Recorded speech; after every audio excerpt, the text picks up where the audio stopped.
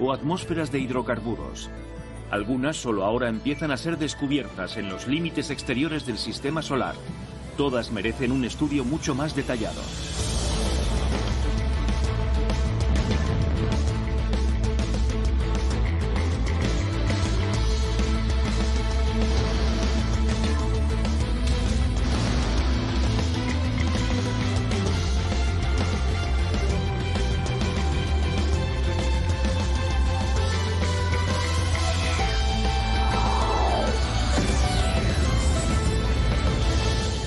Confines del espacio. El Monte Olimpo. La sonda científica Juno se encuentra actualmente en ruta hacia el sistema de Júpiter. Será la primera misión orbital a Júpiter desde la problemática sonda Galileo en 2003. Su tarea es establecerse en una órbita polar muy elíptica y estudiar Júpiter con el mayor detalle posible.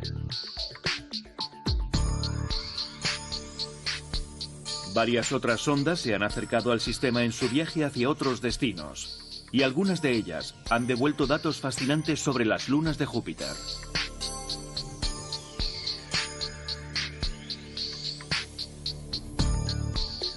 Júpiter es el mayor planeta de nuestro sistema solar, y hasta ahora se le han detectado 67 satélites en órbita.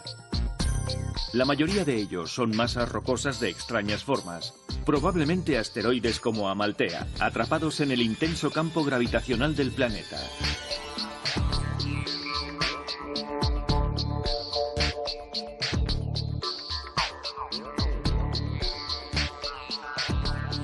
Sin embargo, hay 4 satélites mayores en Júpiter con la suficiente densidad y masa para formar cuerpos esféricos. Reciben el nombre de lunas galileanas en honor al gran científico y astrónomo italiano Galileo Galilei, quien las descubrió en 1610.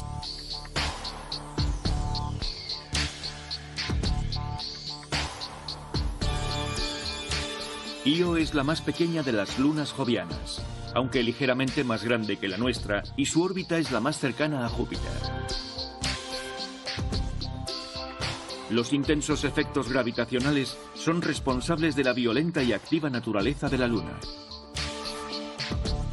Presenta más de 400 volcanes, flujos de lava y plumas de sulfuros que se alzan a 300 kilómetros sobre la superficie.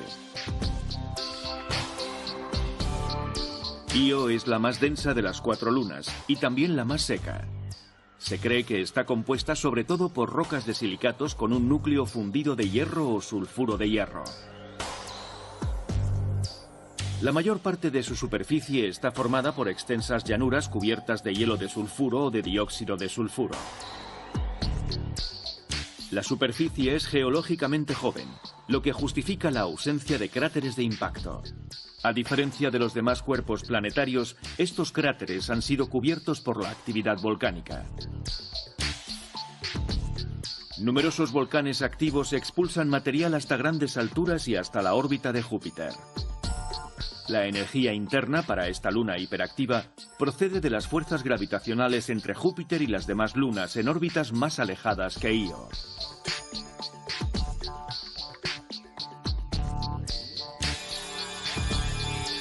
Europa es solo ligeramente más pequeña que nuestra propia luna. Presenta una cubierta helada que es probablemente un océano global salado capaz de albergar vida autóctona. También presenta géiseres activos que eyectan material al espacio.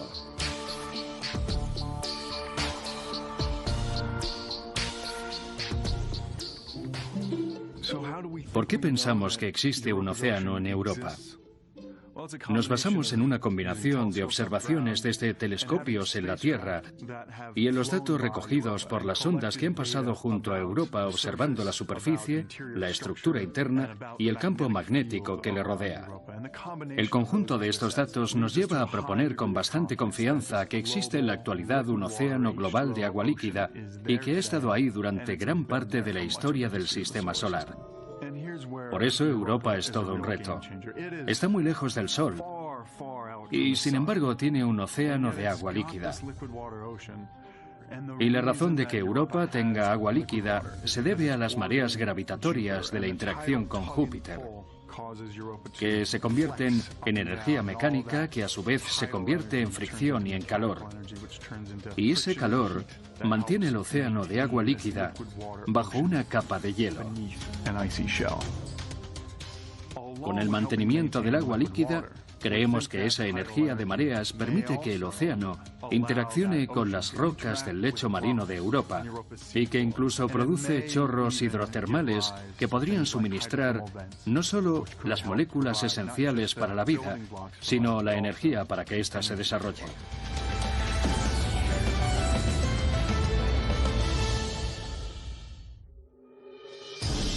Europa es el lugar del sistema solar con más probabilidades de albergar vida, porque creemos que hay un océano líquido bajo la superficie. Y en la Tierra sabemos que donde haya agua, encontraremos vida. Europa podría tener ingredientes para desarrollar formas de vida. Podemos estar realmente observando un cuerpo que está actualmente activo y con dinamismo geológico. Hay demasiadas evidencias ahora mismo por la superficie, como el material rojizo, que sugieren que algo está pasando ahí. ¿Se trata de un entorno habitable para alguna forma de vida? Realmente tenemos que volver y averiguarlo. Hemos diseñado una misión a Europa para llevar una nave y un conjunto de instrumentos desde el planeta Tierra hasta Júpiter. El concepto para las misiones anteriores era de una nave que se situara en la órbita de Europa, pero Europa está bañado por la radiación de Júpiter. Cualquier misión que se acerque demasiado se quemaría rápidamente. Así que ahora pensamos en una misión que se sitúe en órbita de Júpiter, que pase rápidamente cerca de Europa y que luego se aleje de la zona de alta radiación. A medida que Europa gira alrededor de Júpiter, se abomba y podríamos medir su cambio gravitacional encontrándonos con Europa en distintos puntos de su órbita. En un típico paso cercano conectaríamos nuestros instrumentos detectores remotos y captaríamos imágenes de la superficie. Haríamos lecturas con espectroscopio y lo haríamos también al alejarnos. Básicamente repetiríamos esto muchas veces hasta obtener un entendimiento global de Europa. Las imágenes del telescopio espacial Hubble revelan que Europa podría estar emitiendo plumas de agua hacia el espacio. De ser así, una sonda podría pasar entre esas plumas y tomar una muestra para entender la composición del interior de Europa. ¿Cómo podemos saber exactamente si tiene capacidad para albergar vida? ¿Tendremos suficientes instrumentos para averiguar exactamente cómo podrían funcionar los mecanismos para reponer los nutrientes en un océano bajo la superficie? Europa es muy importante porque queremos saber si estamos solos en el cosmos.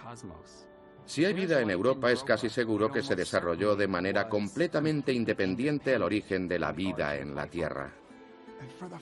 Y por primera vez en la historia de la humanidad, disponemos de las herramientas y la tecnología y capacidad para contestar a esta pregunta. Y sabemos dónde encontrarla. En el mundo oceánico de Júpiter, Europa.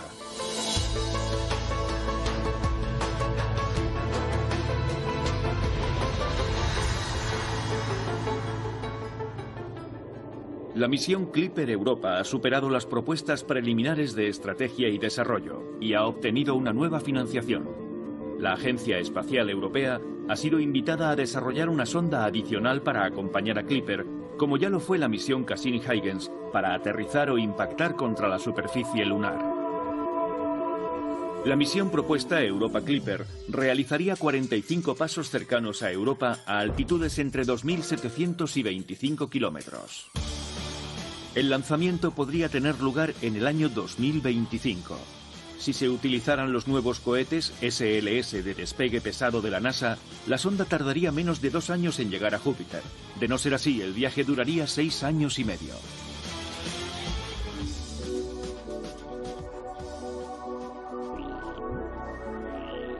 La mayor luna del sistema solar es otro mundo helado llamado Ganímedes. Está compuesto de silicatos y agua helada. La superficie está salpicada de cráteres de impacto y regiones de movimientos tectónicos.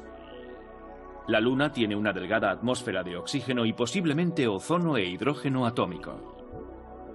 Tiene un núcleo externo de hierro fundido y un océano interno que podría contener más agua que los océanos de la Tierra. Un modelo más reciente sugiere que el interior podría estar compuesto de capas de agua y hielo, como en un sándwich. Ganímedes es también la única luna de la que sabemos que tenga campo magnético, pero está inmerso en el poderoso campo magnético de Júpiter que lo domina. Sin embargo, hay evidencias de auroras en la luna.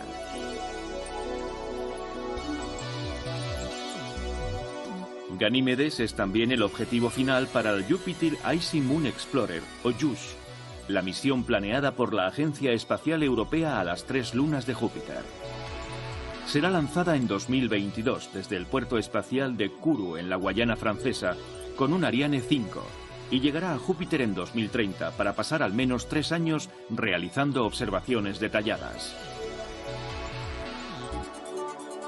Visitará Calixto, el objeto con más densidad de cráteres del Sistema Solar, y pasará 2 veces junto a Europa.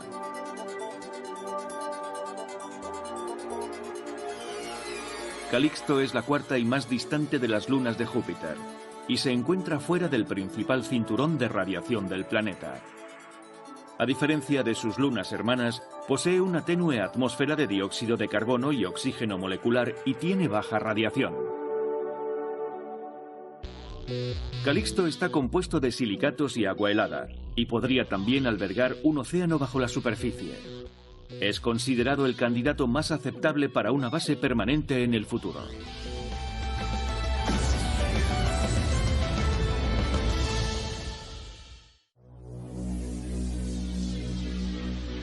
Saturno tiene 62 satélites confirmados. Muchos de ellos miden menos de 50 kilómetros de diámetro. La mayor parte de las lunas esféricas están compuestas sobre todo por agua helada y una pequeña cantidad de roca. Entre ellas se encuentran Mimas, Encelados, Tetis, Dione y Rea. Encelados está cubierto de hielo con un océano bajo la superficie del Polo Sur. Se han observado géiseres geológicamente activos en la región sur. Esta actividad podría ser resultado de un calentamiento por mareas gravitatorias y resonancia orbital con Dione y Rea, y el océano líquido estaría calentado por descomposición radiactiva. Sin embargo, la joya del sistema saturniano es indudablemente Titán.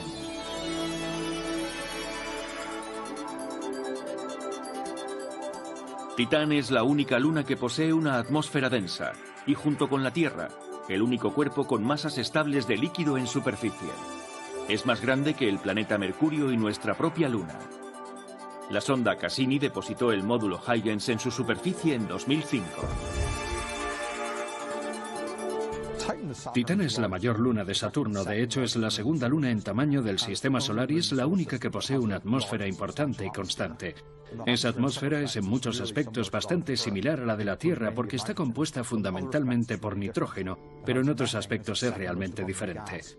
Su segundo componente más importante es el metano, que hace el mismo papel que el vapor de agua en la atmósfera terrestre. Se evapora desde la superficie, forma nubes y luego cae en forma de lluvia formando lagos que vemos en el polo norte de Titán y que contienen también etano, propano y toda clase de compuestos complejos. Vemos enormes campos de dunas en el Ecuador que no están compuestos de silicatos como en la Tierra, sino de sustancias orgánicas. Hidrocarburos que son movidos por el viento en campos de dunas como en los desiertos de la Tierra.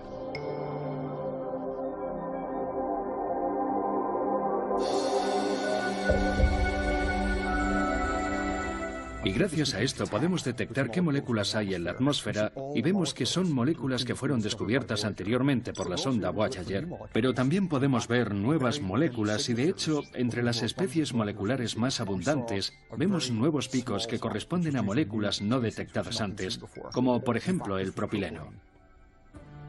El descubrimiento de propileno en Titán es realmente emocionante. En primer lugar, completa la familia química donde faltaba ese eslabón y que ya habíamos identificado hace 32 años gracias a la Voyager. Pero también demuestra que todavía queda mucho por descubrir en la atmósfera de Titán. Algunos investigadores consideran que Titán es similar a la Tierra prebiótica hace mucho tiempo, cuando las moléculas formaban la base de la vida. Tal vez algunas de las moléculas de Titán podrían ser similares a las que forman la base base de la vida en la Tierra. La NASA está preparando una nueva sonda para que siga los pasos de Cassini. Se llama Titan-Saturn System Mission. La Cassini fue capaz de identificar lagos y de saber su composición, pero nada sobre las moléculas orgánicas que están disueltas en los lagos. La misión Titan-Saturn System es una misión 3 en 1 con una sonda en órbita de Titán, un globo que descenderá por su atmósfera y un módulo que caerá sobre uno de los lagos del norte de Titán. Esta misión llegará a un lago, tomará una muestra directa del líquido y comprobará qué moléculas orgánicas están presentes.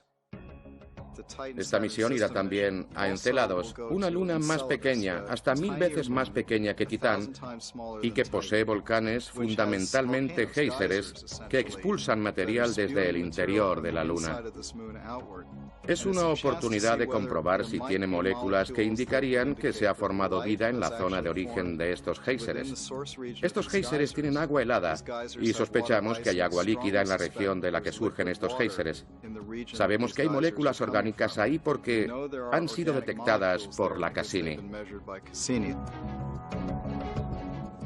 La posibilidad de investigar esto rápidamente es esencial porque con la Cassini-Huygens hemos formado una nueva generación de científicos que están preparados para llevar una nueva generación de instrumentos a Titán y a Encelados y responder definitivamente a las cuestiones que nos dejó planteadas la sonda Cassini-Huygens. Esta continuidad de conocimiento y entusiasmo es esencial y difícil de mantener en el sistema solar exterior porque los tiempos de viaje son muy largos. La misión Titan-Saturn System es como una idea de Julio Verne hecha realidad. Es una especie de exploración planetaria que nunca se ha realizado en el sistema solar y que solo puede hacerse en Titán. Esta misión será especialmente emocionante por la forma en que explorará este mundo fascinante. Flotará sobre la superficie de un lago, volará por la atmósfera y revelará toda la superficie desde la órbita al mismo tiempo. Cuando hablamos de exploración, como el descubrimiento de un nuevo mundo, esta misión será de exploración en el pleno sentido de la palabra.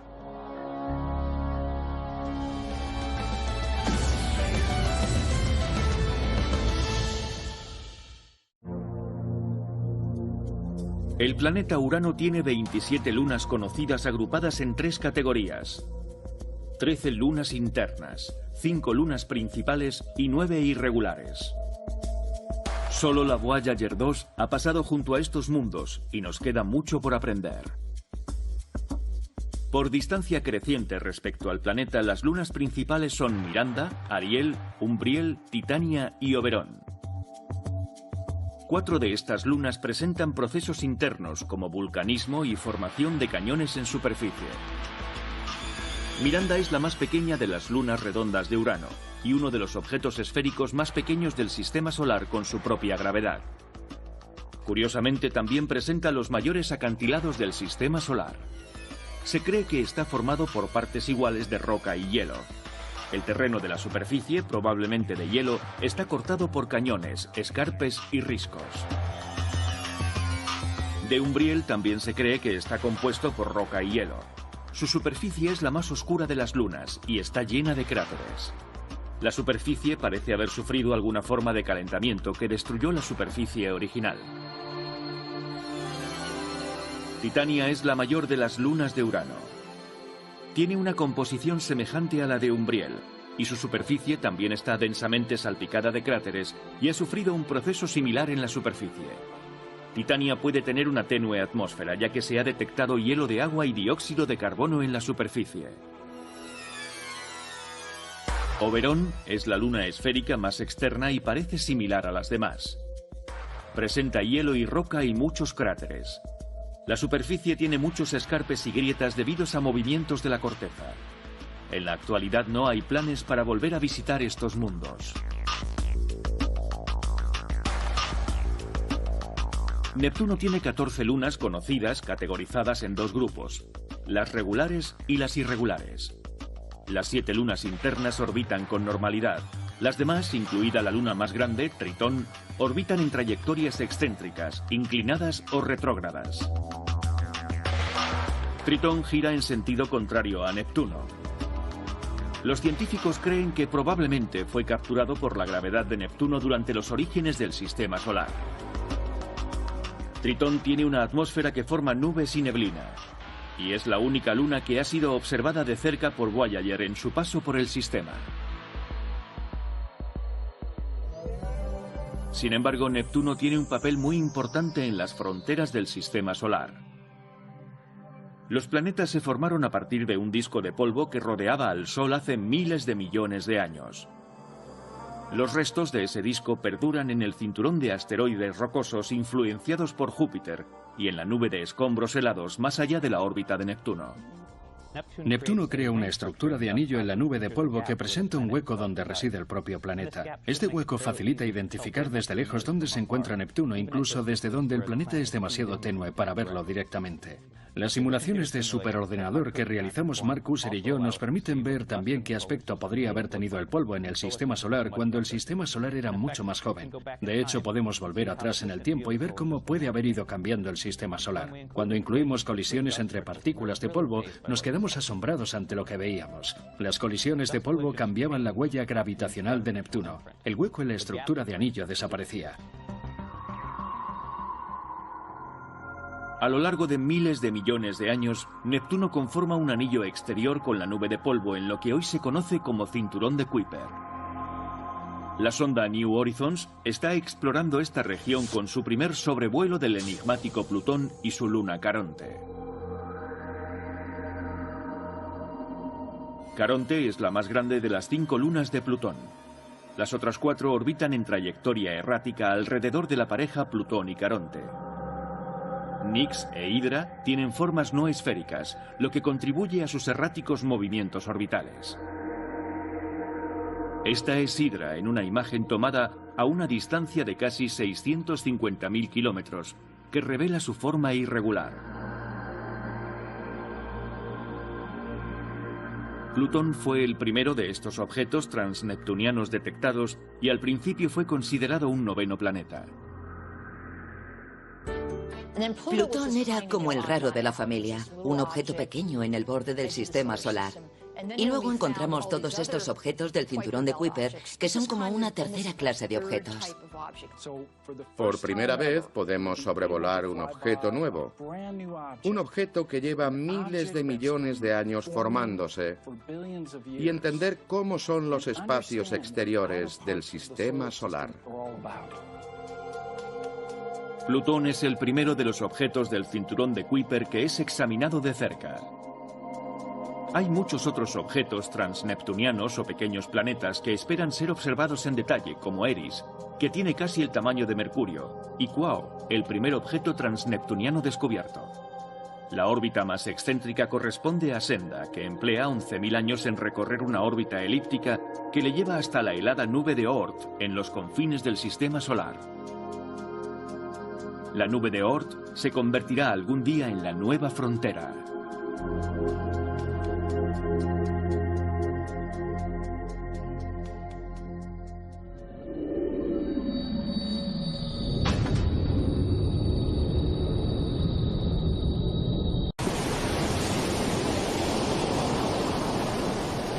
Un planeta con una naturaleza muy generosa y que alberga varias formas de vida, la Tierra. Nosotros, los seres humanos, nacimos aquí y hemos vivido siempre rodeados de esta maravilla de la creación.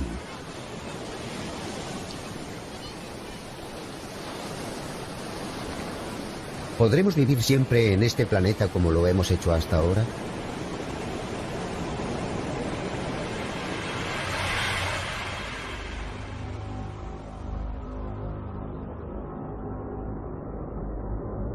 Los científicos están estudiando seriamente la posibilidad de emigrar a otro planeta que no sea el nuestro.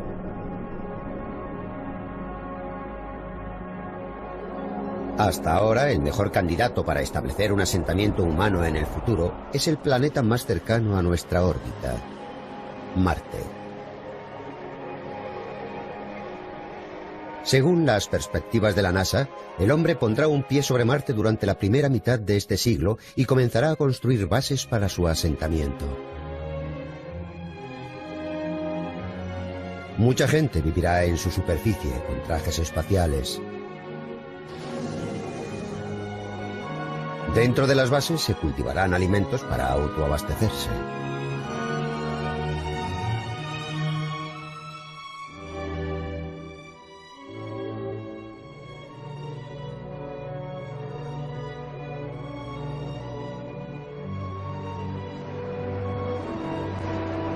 Hacia finales de siglo se estima que la población de Marte sea de unas 100.000 personas. Entonces los humanos empezarán a cambiar el planeta.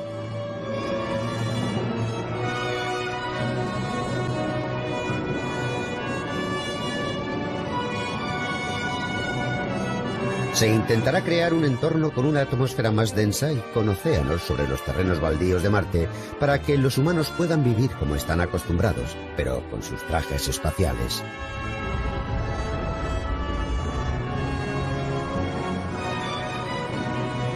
El proceso de transformar el planeta para que se parezca más a la Tierra se llama terraformación.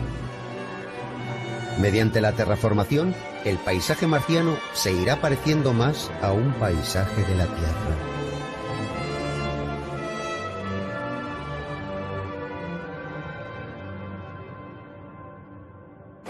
Un milenio más tarde, en el año 3000, la humanidad seguramente ya habrá creado otra civilización en Marte que se habrá convertido en otra Tierra. Emigrar a Marte ya no es solo una fantasía.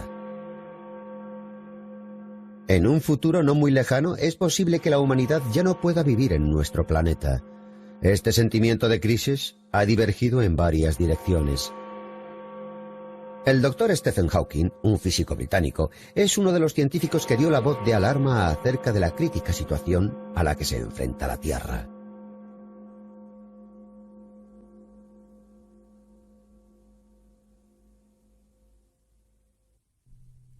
Estoy preocupado por las consecuencias del efecto invernadero. Creo que la atmósfera se irá calentando cada vez más hasta que llegue a parecerse a la de Venus, con ácido sulfúrico en ebullición. A no ser que la raza humana emigre al espacio, dudo mucho de que sobreviva los próximos 1000 años.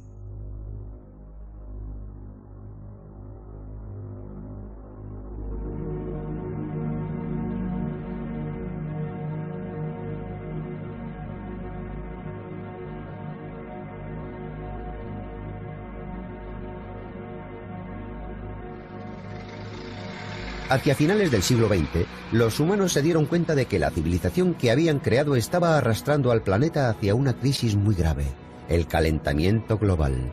Se cree que una inmensa industrialización y el aumento de automóviles va a provocar un aumento muy elevado en los niveles de CO2 que acabará por desembocar en el calentamiento del planeta.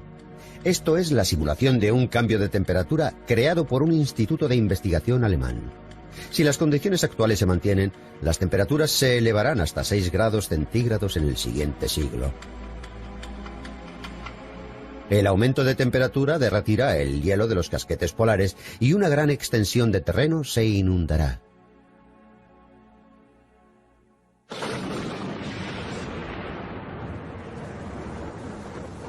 Corrientes, mucha lluvia y otras anomalías climáticas provocarán desastres continuos.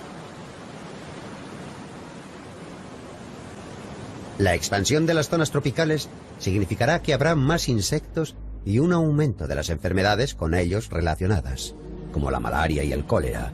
Muchos temen que el ritmo del calentamiento global se acelere en el futuro, ya que la población no hace más que aumentar.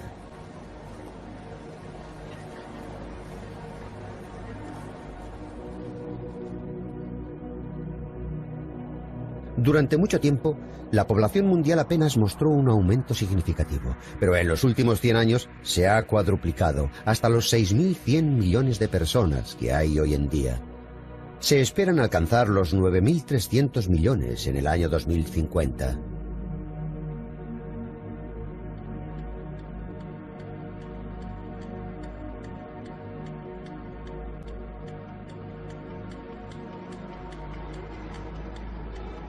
Lo más probable es que el crecimiento de la población haga aumentar los ya de por sí excesivos niveles de CO2.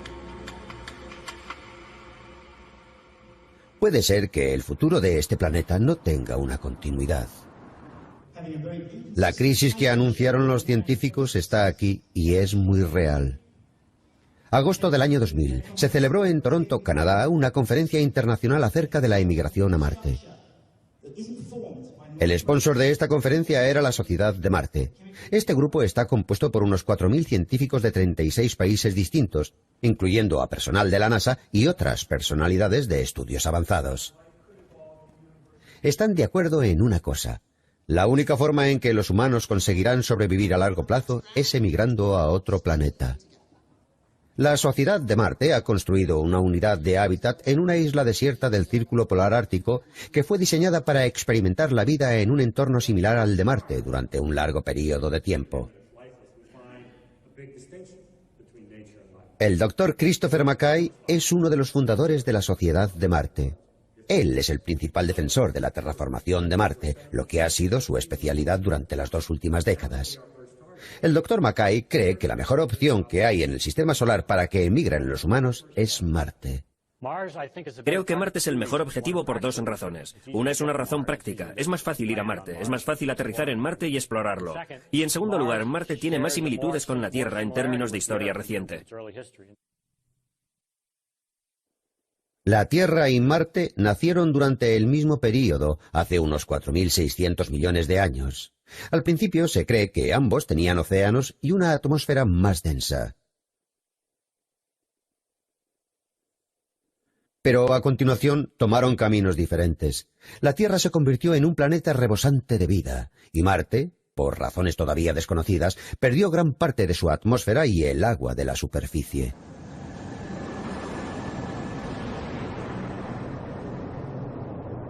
Los planes que tiene la NASA para la primera mitad del siglo es conseguir enviar a Marte una nave con tripulación.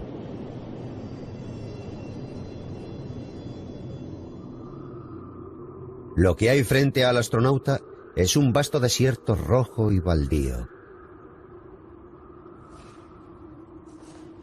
La temperatura media es de 60 grados bajo cero y la presión superficial es una centésima parte de la presión superficial de la Tierra. Sin los trajes espaciales que les protegen, los humanos no podrían sobrevivir sobre la superficie marciana ni un solo minuto. Es demasiado inhóspito como para que vivan las personas.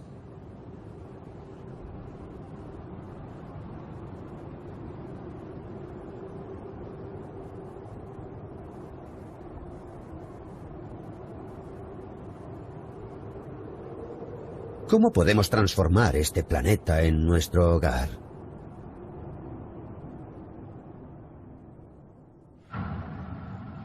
Según el proceso de terraformación del Dr. Mackay, el primer paso es elevar la temperatura.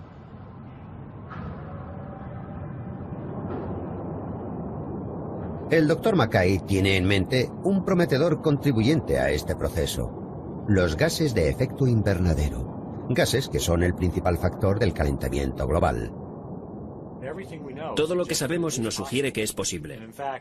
Y de hecho, podríamos hacer que Marte fuera adecuado para la vida si hiciéramos en Marte lo que ya hemos hecho en la Tierra. Los gases que hemos vertido en la atmósfera de la Tierra, que son consecuencia de la polución, serían como una medicina para Marte y el planeta volvería a ser cálido. Creo que no estamos seguros del todo, pero creo que la respuesta es sí. Podemos terraformar Marte. Podemos restaurar su biología. Uno de los beneficios principales y más prácticos de pensar en terraformación o incluso en realizar la terraformación es que entenderíamos mejor a la Tierra.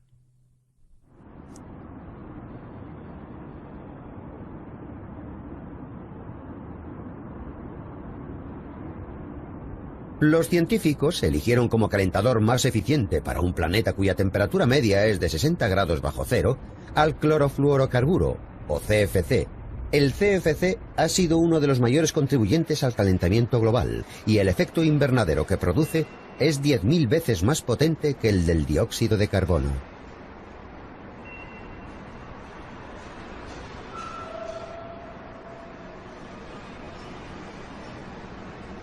El carbono y la fluorina que constituyen los CFC están presentes en Marte.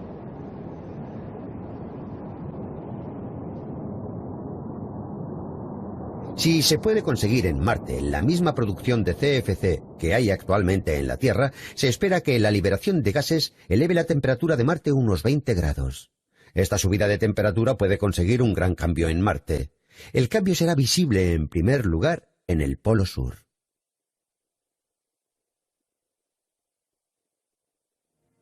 Observaciones previas han determinado que la zona blanca que cubre el Polo Sur es hielo seco.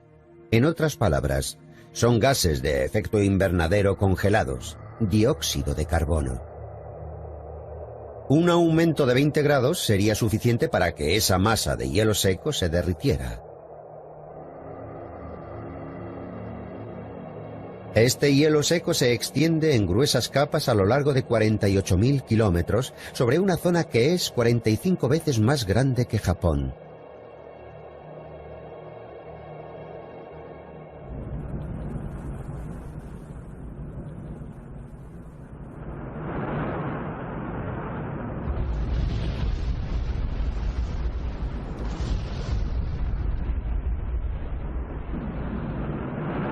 Una gran cantidad de CO2 se liberaría de este gran trozo de hielo que hay en el Polo Sur. Los altos niveles de dióxido de carbono en la atmósfera empezarían a actuar como un gas de efecto invernadero y a elevar la temperatura del planeta. Desencadenado por la emisión de una gran cantidad de CFC a la atmósfera, la inmensa reserva de dióxido de carbono que hay en Marte despertaría de su sueño.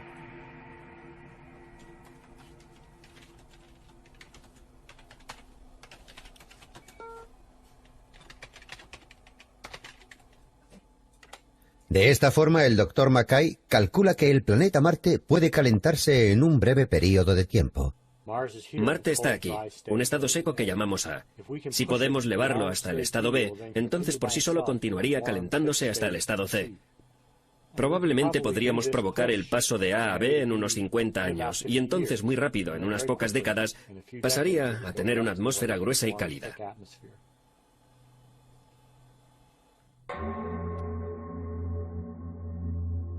Una vez que la temperatura se eleve, se cree que el agua regresará a la superficie de Marte.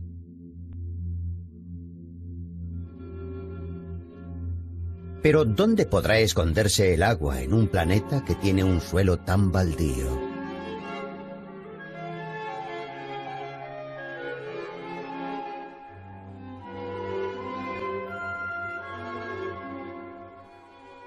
Esta es una vista del antiguo Marte que se ha reproducido basándose en los últimos datos topográficos.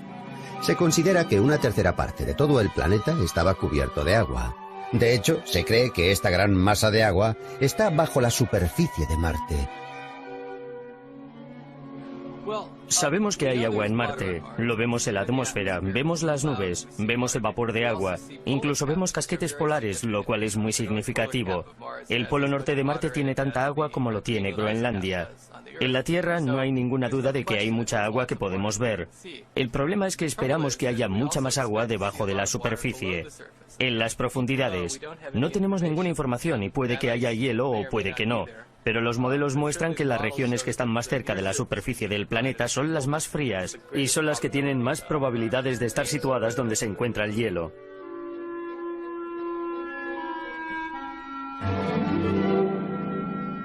La capa subterránea helada se llama permafrost y se puede encontrar en muchas partes de la Tierra, como en Siberia o Alaska.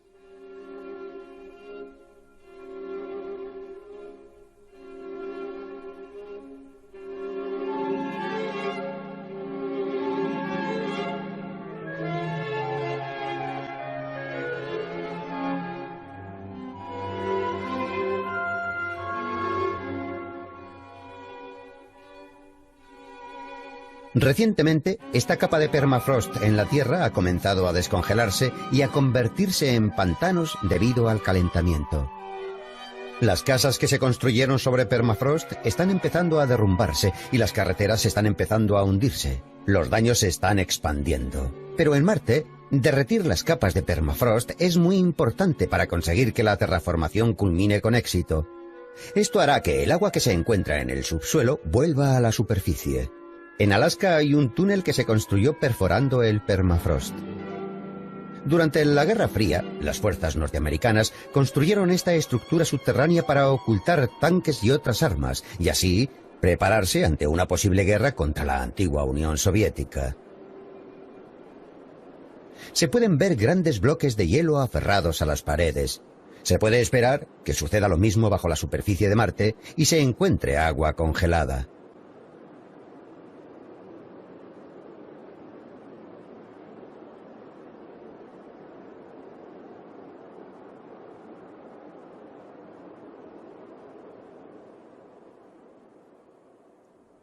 Hasta hace poco, nadie sabía con exactitud cuántas capas de hielo había ocultas en Marte. La clave para desvelar este secreto apareció en unas imágenes de la superficie de Marte que había tomado una sonda. Lo que parecen escamas de pescado son grietas en el suelo. Se llaman polígonos. La aparición de estos polígonos abrió una nueva vía de investigación acerca del permafrost marciano.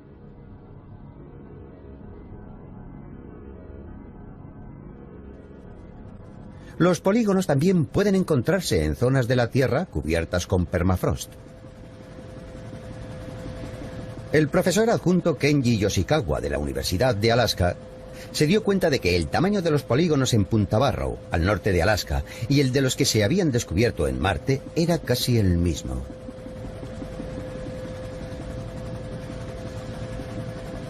Sobre el suelo hay depresiones con algunos intervalos.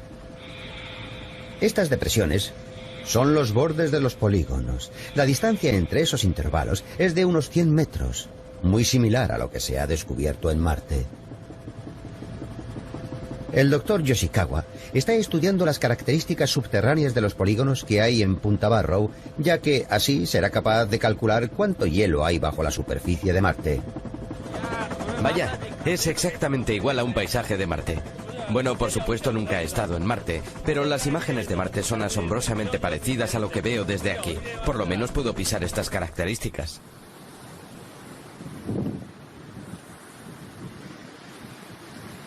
El doctor Yoshikawa inspeccionó todas las estructuras subterráneas de esos polígonos utilizando un radar.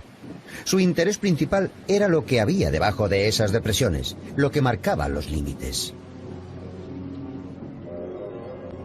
Lo que se ve de color blanco en la pantalla es donde está el hielo. 1 metro por debajo de la superficie, la capa de hielo alcanza los 10 metros de profundidad. Las capas de hielo que hay bajo los polígonos se forman cuando el permafrost se contrae debido a cambios de temperatura. Con una temperatura más baja, el permafrost se contrae y se agrieta. Esas grietas se llenan de agua, que con el tiempo se congela.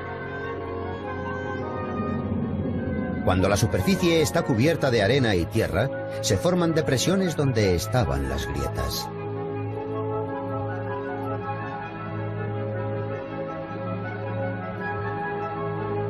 La medición de distintos polígonos ha desvelado que el intervalo que hay entre las grietas es de la misma longitud, y también el hielo que hay bajo ellas.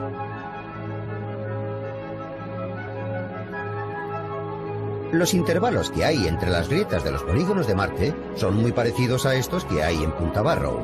Eso significa que es muy posible que en los polígonos de Marte haya unas capas de hielo del mismo tamaño a las que hay en Punta Barrow.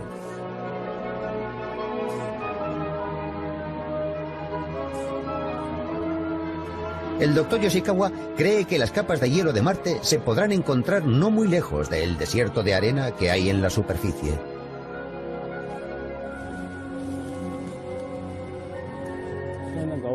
Este es un trozo de hielo bastante grande. Está aferrado a la roca por ambos lados.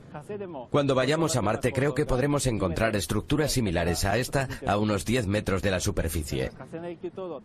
Así que aunque la superficie parezca un desierto con arena, cuando bajemos hasta una profundidad de 10 metros encontraremos estas estructuras heladas. Eso significa que en el permafrost de Marte hay una enorme cantidad de hielo.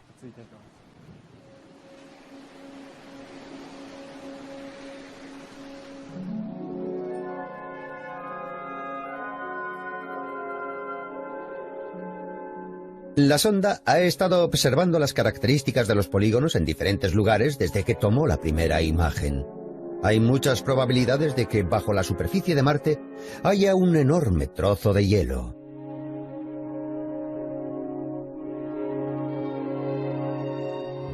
Si la temperatura de Marte aumenta considerablemente debido a los gases de efecto invernadero, se cree que ese hielo se derretirá y saldrá a la superficie.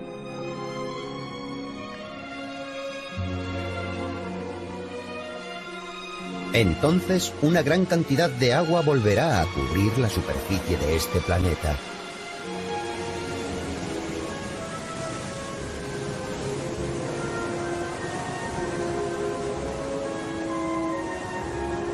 Parte de esa agua se evaporizará, se elevará hasta el cielo y formará nubes. El vapor de agua es otro gas de efecto invernadero, más potente que el dióxido de carbono, y acelerará el aumento de temperatura. Y de las nubes caerá lluvia. La lluvia arrastrará el polvo rojizo que hay suspendido en la atmósfera de Marte, que ha envuelto el planeta durante milenios. Gradualmente, el cielo pasará de ser rojo a azul, como el que vemos en la Tierra.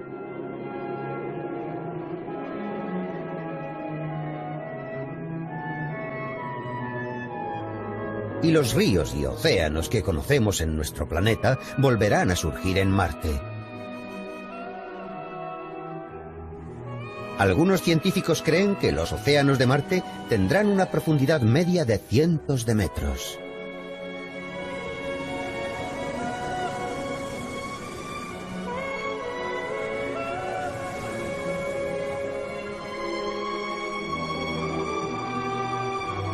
En un período de tiempo de 1 o 2 siglos, desde el inicio de la terraformación, un planeta baldío, sin apenas atmósfera ni agua, se convertirá en un planeta azul como el nuestro.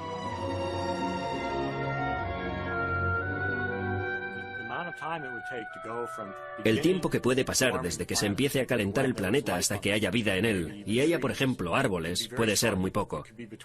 Unos 50 o 100 años. Porque es un problema solo de calentar el planeta. En realidad es muy fácil, ya que solo hay que utilizar un porcentaje muy bajo de luz solar para calentar el planeta. La gran diferencia entre ese planeta y la Tierra es que Marte no tiene oxígeno. Tendrá una atmósfera llena de CO2, dióxido de carbono. Ese dióxido será bueno para las plantas y los microorganismos, pero los humanos necesitarán una fuente de oxígeno como una máscara cuando caminen por la superficie.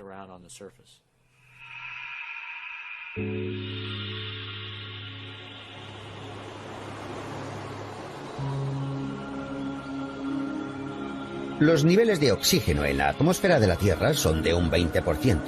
Lo que produce el oxígeno es el océano y los bosques.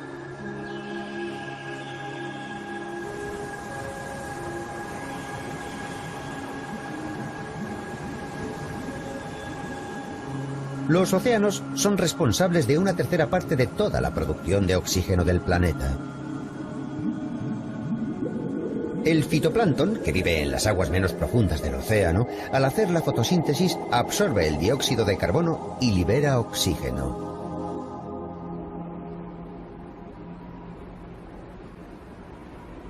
Instituto de Biotecnología Marina en Kamaishi, Japón.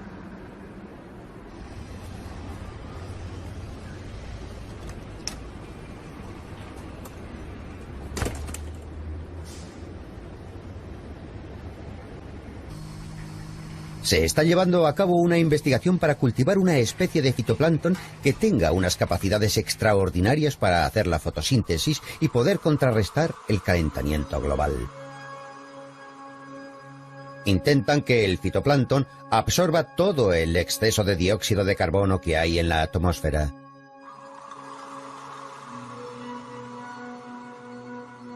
Lo que se cultiva en este laboratorio es la cianobacteria. Las cianobacterias son los organismos más antiguos que se conocen en la Tierra que realizan la fotosíntesis y han vivido en el mar desde hace 3.000 millones de años, cuando todavía no había plantas en la Tierra. En aquellos días, en la atmósfera, predominaba principalmente el dióxido de carbono. La cianobacteria jugó un papel muy importante al transformar el dióxido de carbono en oxígeno.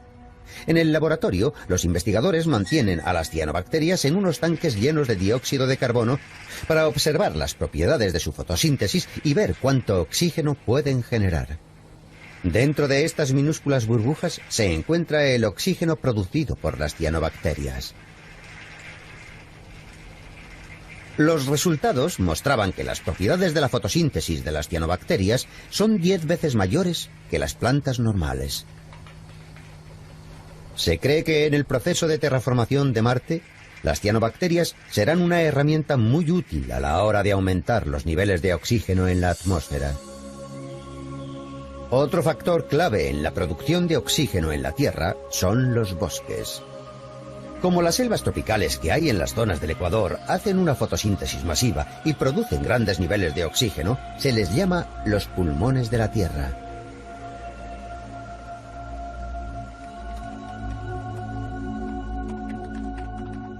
El Dr. Chris Mackay de la NASA, además de la cianobacteria, está viendo cómo llevar árboles a Marte y crear zonas boscosas. Está intentando encontrar la manera de aumentar los niveles de oxígeno en Marte en el menor tiempo posible. Si hay que plantar árboles en Marte, la localización principal sería en las zonas del Ecuador, que son más cálidas. El clima que más se parece al que habría en Marte es el de México.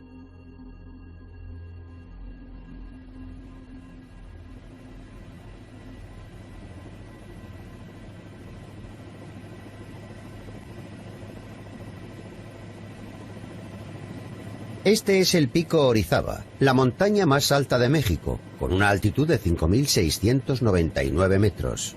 A los 4.000 metros de altura de esta montaña, la temperatura es de unos 5 grados durante todo el año, lo que es muy similar a la zona ecuatorial del terraformado Marte. Los bosques que se extienden sin interrupción desde el pie de la montaña se acaban a esta altitud.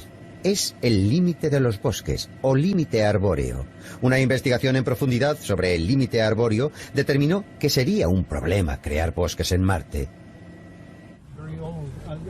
Los árboles más antiguos son los que se encuentran en medio del bosque, así que queremos determinar su edad y compararlos. Un colaborador del Dr. Mackay en esta materia es el profesor Rafael Navarro, de la Universidad Autónoma de México. ¿Por qué no crecen los árboles por encima del límite arbóreo?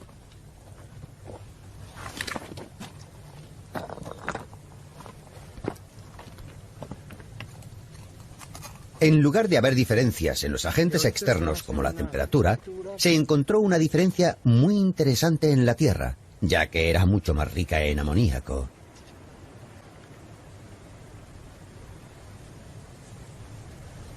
El amoníaco es uno de los elementos fundamentales para que una planta crezca, porque se incorpora a la proteína.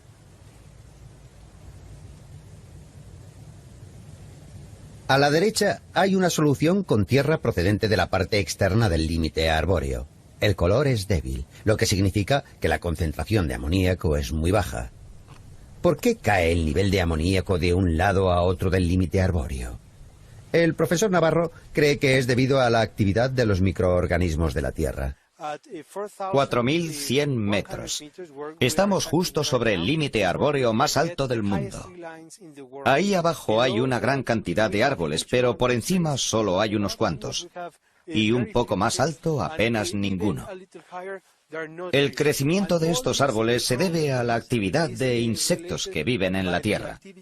Lo que hacen es convertir el nitrógeno que hay en la atmósfera a una forma de nitrógeno fijo, en concreto amoníaco. Este amoníaco puede ser absorbido por las raíces de los árboles y entonces, una vez que lo hayan introducido en su sistema, pueden utilizarlo para producir aminoácidos, purinas, pirimidinas, y con todo ello se puede construir el ADN y también enzimas. Los microorganismos que han estado en la Tierra durante tanto tiempo eran la clave para generar un bosque.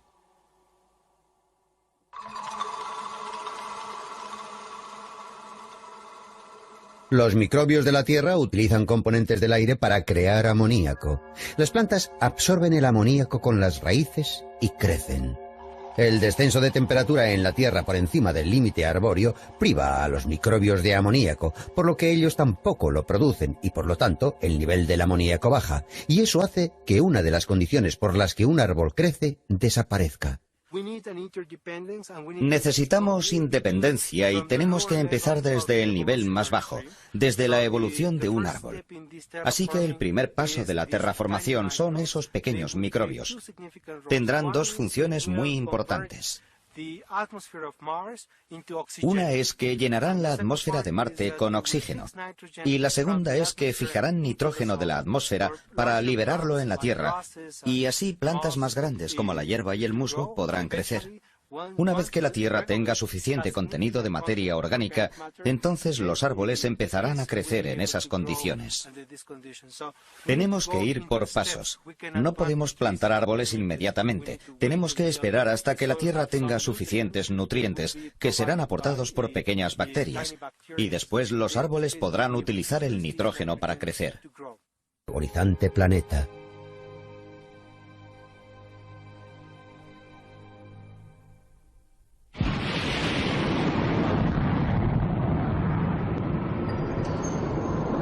En el nuevo milenio, los humanos saldrán de su planeta Tierra para expandir su hábitat hacia el universo.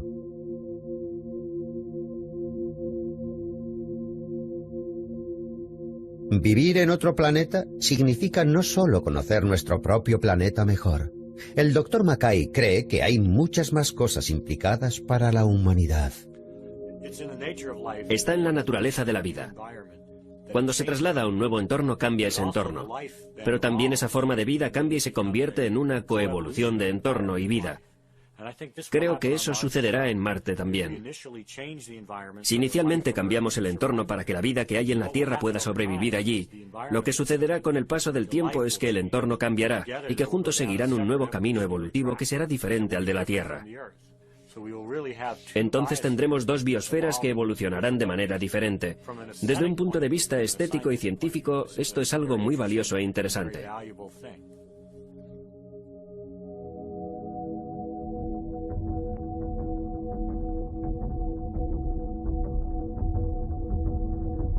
El avance de la humanidad hacia el nuevo entorno de un planeta diferente puede que gracias a la terraformación produzca un planeta similar a la Tierra, pero no todas las condiciones serán las mismas.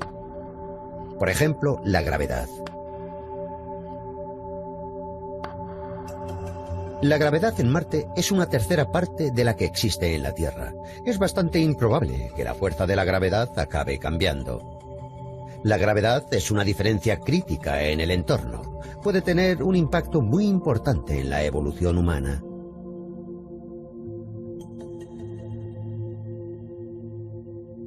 ¿Qué cambios experimentaría un cuerpo humano bajo diferentes niveles de gravedad?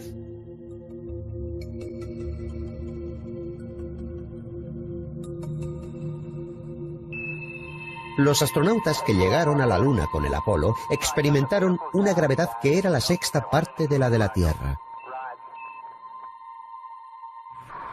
Hey, John, esto es perfecto con la perspectiva. El rover, tú y la montaña de nieve y la vieja bandera. Ven aquí fuera y saluda. Un gran saludo, marinero. Me elevo. Una vez más.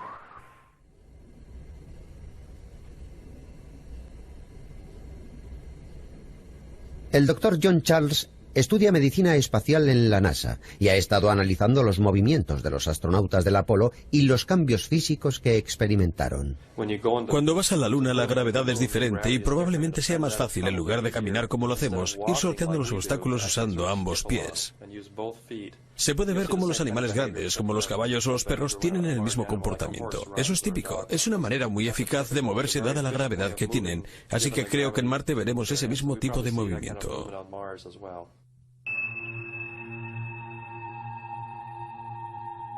Con una sexta parte de la gravedad de la Tierra, los astronautas se adaptaron rápidamente a la nueva forma de caminar y pudieron funcionar. El Dr. Charles cree que los humanos también serán capaces de adaptarse rápidamente a un tercio de la gravedad y, en consecuencia, cambiar sus movimientos. También apunta que los humanos vivirán más en Marte. Habrá cambios físicos en la forma de su cuerpo y también en sus funciones. Los efectos que tendrá sobre el cuerpo una larga estancia sobre la superficie de Marte o de la Luna todavía son preguntas sin respuesta.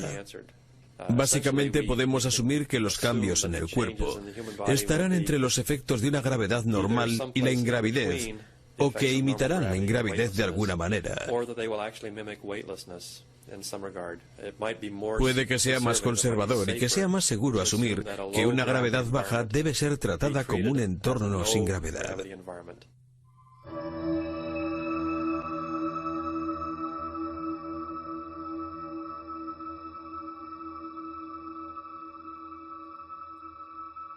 Gracias a varios experimentos, se sabe que en condiciones de ingravidez, los huesos humanos y los músculos se debilitan. Recientemente se ha desvelado que, además, esos no son los únicos cambios que experimenta el cuerpo. En un hospital presbiteriano de Dallas se está realizando un estudio para ver qué es lo que le pasa al corazón en un estado de ingravidez. Se han llevado a cabo una serie de experimentos en donde una serie de voluntarios con una salud normal guardaban reposo en una cama. Como la gravedad ejerce la misma presión sobre todas las partes del cuerpo, se puede simular un estado de ingravidez. Nunca levantaron el cuerpo de la cama durante un largo periodo de tiempo para ver los cambios físicos. El doctor Benjamin Levine es el responsable de este proyecto y llegó a la conclusión de que pasar mucho tiempo en un estado de ingravidez haría que el corazón se encogiese. Para el corazón, el gran problema de estar en una postura erguida con gravedad es que la sangre es atraída hacia las piernas. Y en un vuelo espacial no hay gravedad, así que el corazón no tiene que preocuparse de eso. Experimentamos con un paciente en posición horizontal para ver qué es lo que le sucedía al corazón durante ese reposo. El corazón se adapta a estar en la cama, se vuelve más pequeño, se encoge y se hace menos elástico. Eso significa que no se llena completamente de sangre. Este es el resultado de un experimento donde han guardado cama durante 18 días. Se han observado cambios en los músculos del corazón. A la izquierda tenemos el corte transversal de un corazón antes del experimento de la cama. A la derecha, después del experimento. Se puede ver que los músculos son más finos. Los músculos cardíacos eran hasta un 5% más finos. En otro experimento de cama que duró 3 meses, la masa del corazón disminuyó hasta 1/3. La siguiente pregunta es, ¿qué pasará cuando hayan transcurrido 10 generaciones, o 20 generaciones, o 100 generaciones? Eso es la evolución. Pero no es relevante para nosotros si volamos a Marte, sino para los nietos de nuestros hijos. Puede que ellos sean capaces de desarrollar habilidades nuevas, o nuevas capacidades que no podemos ni llegar a imaginar. Y nadie lo sabrá hasta que lleguemos allí.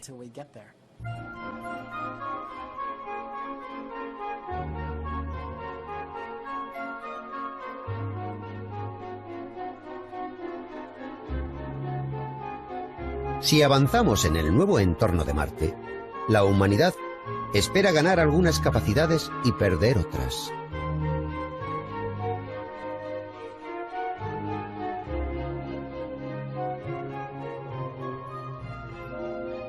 De hecho, este es el proceso que nuestros antepasados han experimentado en multitud de ocasiones desde tiempo inmemorial, cada vez que tomaban algún camino evolutivo.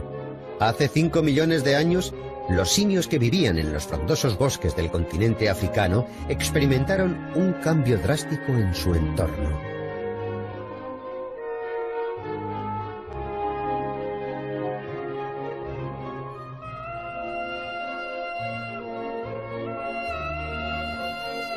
Se cree que un gran movimiento tectónico provocó un gran descenso de las temperaturas que tuvo como consecuencia una reducción de la zona boscosa.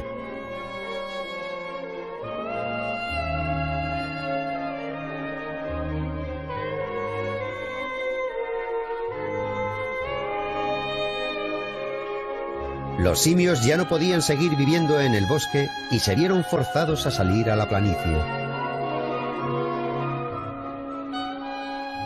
Ese fue el motivo principal para ser bípedos, el primer paso de la evolución hacia la especie humana. Al caminar sobre dos pies, hubo cambios en el cerebro.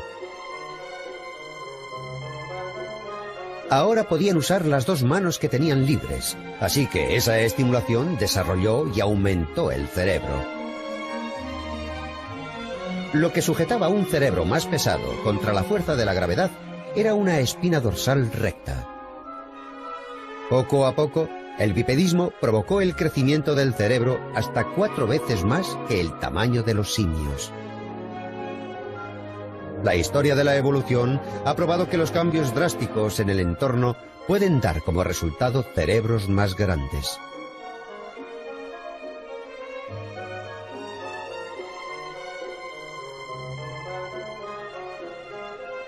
¿Puede que en un futuro abandonar la Tierra y marcharnos a Marte cambie el tamaño de nuestro cerebro? Ahora mismo no hay nada que se pueda predecir con seguridad. Pero hay algunos científicos que creen que nuestro cerebro podría crecer más con 1/3 de la gravedad.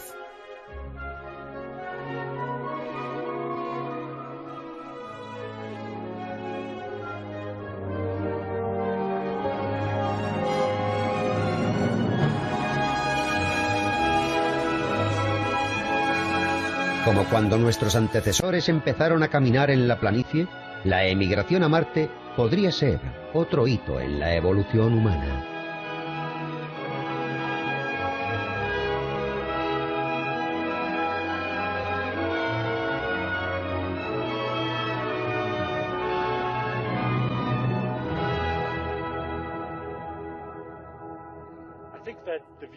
Creo que la vista de la Tierra desde Marte, la vista del punto azul, el punto azul original, será como un niño viendo a su padre. Siempre serán amor y respeto, pero tendrán que seguir su propio camino. La vida en Marte tendrá que seguir su propio camino. Y luego tal vez tenga que separarse evolutivamente de la Tierra. Y puede que esa sea la primera generación de muchas que vendrán, que van más allá de la Tierra. Creo que la principal cuestión, la que a mí me interesa, es ¿cuál es la función de la vida? ¿Cuál es el futuro de la vida? Yo veo a Marte como el primer campo de pruebas donde la vida puede tener la posibilidad de tener un futuro en el espacio.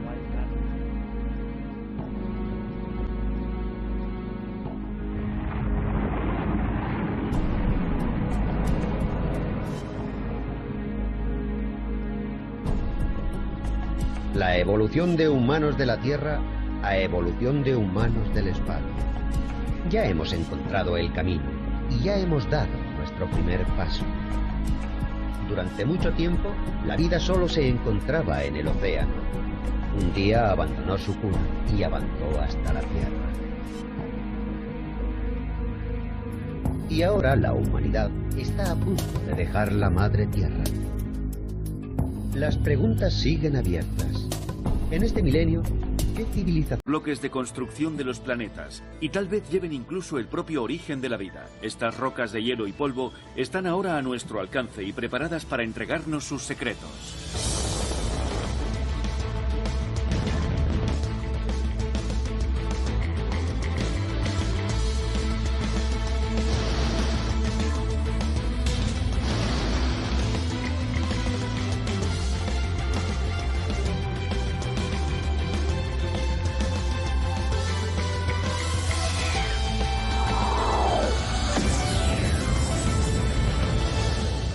Confines del espacio. Los planetas menores.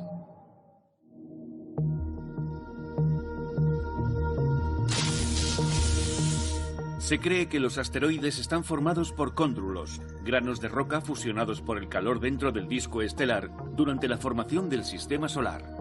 Las agrupaciones de estos cóndrulos formaron los primeros asteroides y fueron los bloques de construcción de los planetas. Una vez formado el sistema solar quedó mucho material sobrante de asteroides y adoptó un amplio espectro de formas. Las formas más grandes son los planetas pequeños o planetoides, lo bastante grandes como para tener forma ovoide. Esta categorización hizo que Plutón fuera retirado de la lista de planetas mayores. Las muestras más pequeñas de estos restos se suelen llamar meteoritos. De hecho, hay varios planetas menores. Algunos han sido arrastrados a órbitas secundarias y se han convertido en lunas. El tradicional cinturón de asteroides entre Marte y Júpiter tiene uno llamado Ceres. Es el más grande y fue el primero que se detectó. Nuestra primera imagen de un asteroide fue cortesía de la sonda Galileo en su vuelo a través del cinturón de asteroides hacia Júpiter. Fotografió el 951 Gaspra, un asteroide de tipo S con un diámetro medio de poco más de 6 kilómetros. La S refiere a su composición rocosa, Stony en inglés. La sonda Galileo fotografió después un asteroide más grande, el 243 Aida, de 15 kilómetros y medio de diámetro. La imagen reveló que posee su propia luna llamada Dactyl. Los asteroides no solo se encuentran en el cinturón de asteroides entre las órbitas de Marte y Júpiter. Muchos orbitan más cerca de la Tierra y se denominan objetos próximos a la Tierra o NEO en inglés. El radar es un instrumento muy potente que usamos para estudiar los asteroides cercanos a la Tierra. El asteroide Tutatis estaba a millones de kilómetros de distancia y fuimos capaces de distinguir rocas en la superficie. Solo hay 2 instalaciones de radar en todo el mundo con suficiente sensibilidad para realizar observaciones regulares de objetos cercanos a la Tierra, Arecibo y Goldstone. Ni siquiera los telescopios más potentes, incluido el Hubble, son capaces de ver este asteroide. Solo lo ven como un punto de luz. Está demasiado lejos y es muy pequeño. Ofrece una oportunidad extraordinaria de conseguir imágenes muy detalladas de radar. Transmite microondas que se propagan a la velocidad de la luz hacia el asteroide y rebotan. El eco del radar revela rasgos de la superficie del asteroide. Nos indica su rotación y señala con gran exactitud su distancia respecto del radar. Las imágenes fueron tomadas con el radar terrestre.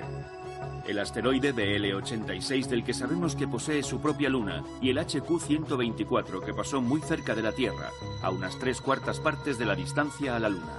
Se espera que regrese a lo largo del siglo XXIV. Los científicos se interesan más por estos objetos debido a su potencial para cruzar por el plano orbital de la Tierra y quizás representen una amenaza.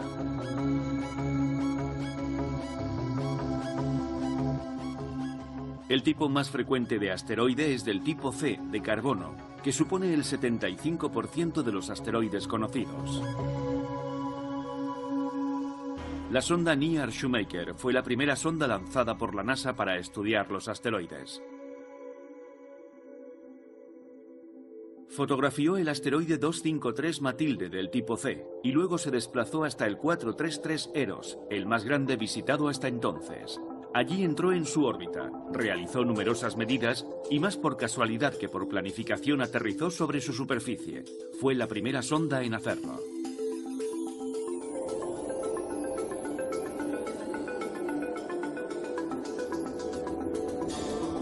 La sonda experimental Deep Space One fue enviada a investigar el asteroide 9969 Braille. Debido a problemas técnicos, las imágenes que envió eran de baja calidad. Sin embargo, continuó hacia su segunda cita en el primer encuentro con un cometa, el 19P Borrelly. Los cometas están muy relacionados con los asteroides, pero su origen está en los fríos y oscuros límites exteriores de nuestro sistema solar. Los cometas son cuerpos que quedaron como remanentes desde que se formó el sistema solar hace unos 4.500 millones de años. Por lo tanto, cuando estudiamos los cometas, miramos hacia el pasado de nuestro sistema solar. Al investigar los detalles de los cometas y su formación y evolución, podemos vislumbrar cómo se formó nuestro sistema solar e incluso cómo se formó la Tierra y por qué estamos aquí.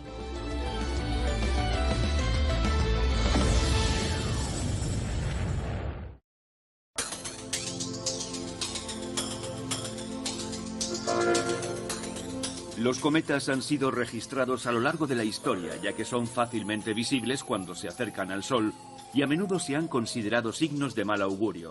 Un cometa famoso es el Halley.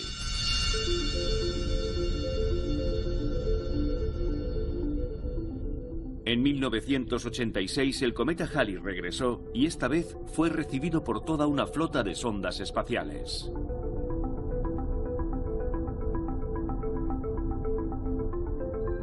El primer intento de un encuentro en el espacio tuvo lugar cuando la sonda International Comet Explorer, o ICE, pasó por la cola del cometa 21G Giacobini-Zinner en su ruta hacia el Halley.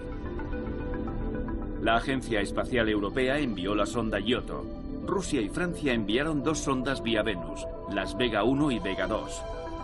Japón lanzó sus primeras sondas del espacio profundo, denominadas Suisei y Sakigake. Estas mediciones facilitaron el vuelo de la Giotto para que se acercara más al núcleo del cometa de lo que se había planificado en un principio. En 1994, astrónomos y científicos tuvieron un regalo especial. El cometa Shoemaker-Levy se fragmentó y cayó sobre Júpiter de un modo violento y espectacular. Los cometas requerían más estudio. La sonda Stardust fue enviada a investigar sucesivamente los cometas 5535 Anne Frank, Will 2 y Tempel 1. Regresó a la Tierra con muestras de la cola cometaria de este último. Nuestro mayor descubrimiento fue analizar el material cometario que volvió con la misión Stardust de la NASA. Esa sonda llegó hasta el cometa y regresó con una cantidad muy pequeña de este material. Solo teníamos una oportunidad para analizar este material y el análisis estaba en el límite mismo de nuestra capacidad de detección. Así que pasé 2 años optimizando la técnica, ensayando, practicando y perfeccionando todo antes del día en que lo llevaríamos a cabo. Todo estaba orientado hacia el gran día. Muy pocas personas tienen la oportunidad de trabajar con un material de cometas o de meteoritos que tienen 4.500 millones de años. Y los pocos días dedicados a realizar las mediciones justificaban toda la preparación que fue necesaria.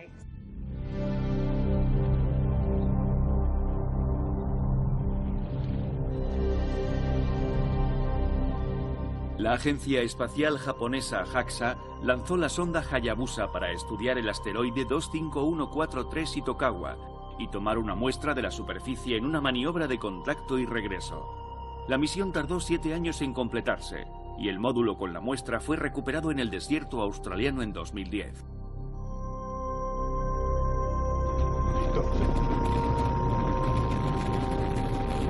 Una sonda con objetivos muy ambiciosos fue la Rosetta, lanzada un año antes por la Agencia Espacial Europea. Su propósito era aterrizar sobre el cometa 67P, Churyumov-Gerasimenko. Solo llegar hasta él fue todo un reto en navegación espacial. Si se pretende un encuentro con un cometa, hay que acelerar la sonda y alcanzar la misma velocidad que lleva el cometa alrededor del Sol. Este es el problema, no solo la distancia, sino la velocidad. No hay cohetes que puedan darnos la velocidad necesaria para ser tan rápidos como un cometa. Lo que hace es aproximarse a un planeta y utilizar la atracción gravitatoria del planeta para acelerar la sonda.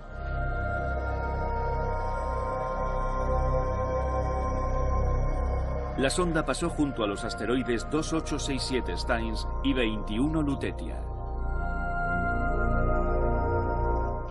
Lutetia es un objetivo muy extraño, un asteroide muy extraño. Creemos que puede ser un asteroide de tipo C, lo que significa que es muy primitivo. Sin embargo, en las observaciones realizadas desde la Tierra y desde el espacio, no parece realmente un asteroide de tipo C. Y nos intriga mucho qué puede ser. La sonda se desplazó después hasta su objetivo principal, el cometa 67P. El núcleo empuja a la sonda fuera de la órbita planeada. Y eso se detecta en forma de un cambio en la frecuencia de la señal de radio enviada por la sonda.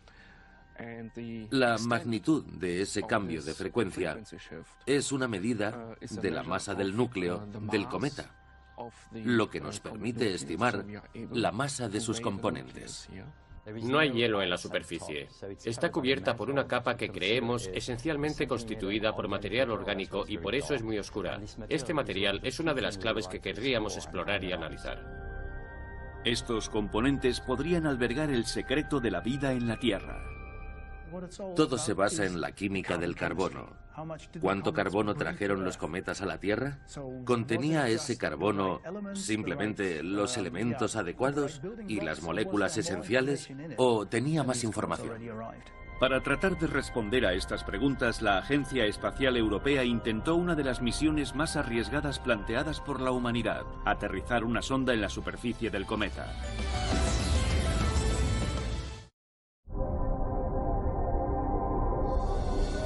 Aterrizar sobre un cometa es uno de los proyectos más complicados jamás planteados por el ser humano. Este es el cometa. Es un modelo a escala 1000, así que el cometa real es 1000 veces más grande. El punto de aterrizaje está justo aquí. Pretendemos que se pose aquí porque es la zona más llana que hemos encontrado. Lo que queremos estudiar en el cometa con los instrumentos es básicamente qué materiales están presentes. Uno de los objetivos de la misión es valorar la complejidad de los materiales presentes en el cometa. Para aterrizar, hay que sobrevolar el cometa muy lentamente y entonces soltar suavemente la sonda de aterrizaje. No es como aterrizar en la Luna, por ejemplo, donde puedes usar cohetes para frenar. Aquí el problema es el contrario. Hay que posarse suavemente sobre el cometa. Las fuerzas implicadas son muy pequeñas. Sería maravilloso conseguir datos significativos. Si el descenso tiene éxito, si el aterrizaje sale bien, recogeremos muestras y todo resultará como hemos previsto. Será genial. Pero realmente necesitaremos mucha suerte y ya la hemos tenido.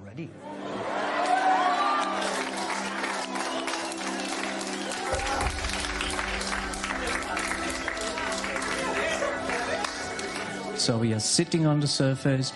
Philae is talking to us, more data to come and to be analyzed right now. Going down, which it should do, of course. We are there, it's done its job. We are on the comet. La ciencia empieza ahora. Tenemos los primeros resultados que nos dan una primera impresión de lo que creemos que es el cometa y de dónde procede. Durante el resto del año observaremos cómo evoluciona el cometa y descubriremos cómo funciona. Estamos estudiando los puntos donde el gas y el polvo son expulsados de la superficie y cómo funciona ese comienzo del coma, su nacimiento hasta alcanzar una gran distancia. De esta región solo se han propuesto modelos teóricos y estas mediciones van a ser las primeras que se tomen en la zona, y es un objetivo muy importante para nosotros. Sin embargo, la sonda se quedó sin energía. La reactivación de Philae es improbable, pero no imposible, porque fue diseñada para que hibernara, para desconectarse y ser capaz de reactivarse por sí misma.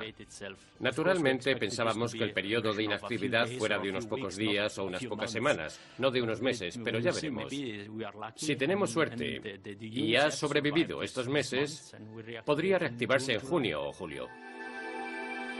Mientras observaban asteroides, los científicos descubrieron uno que parecía tener una cola cometaria. Después de un cuidadoso estudio, concluyeron que estaban observando el resultado del impacto de dos asteroides. El 596, Sheila, habría sido alcanzado a gran velocidad por un pequeño asteroide. La fuerza del impacto equivaldría a la detonación de una bomba atómica de 100 kilotones.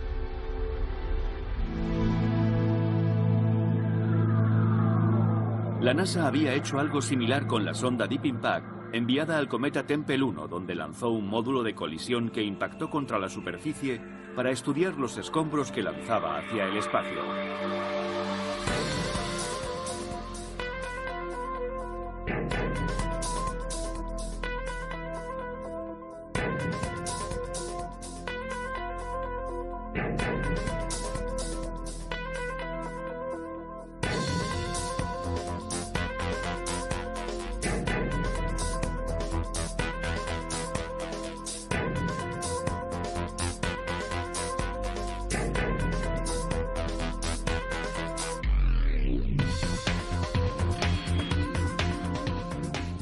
Poco después lanzó otra pequeña sonda de propulsión iónica llamada Dawn, con otra misión extraordinaria: adentrarse en el cinturón de asteroides entre Marte y Júpiter.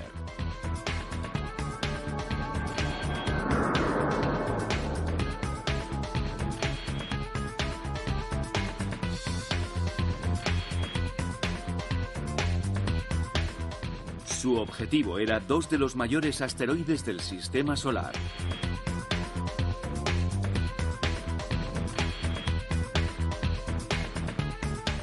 La Dawn llegó a 4 Vesta y giró alrededor de su órbita durante un año, enviando gran cantidad de datos. Luego partió hacia Ceres, el mayor de los asteroides o planetoides. Allí se ha estabilizado y ha comenzado su estudio.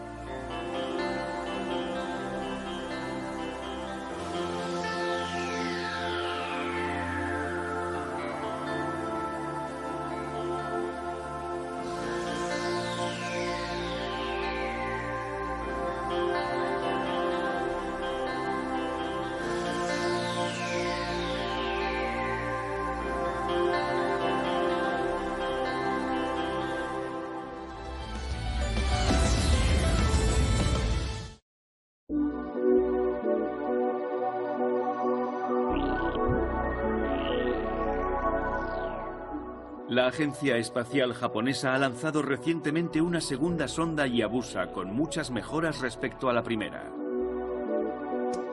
Su objetivo es el asteroide de tipo C 1999 JU3. Se espera que llegue a su destino en 3 años, recoja muestras y regrese a la Tierra en 2020.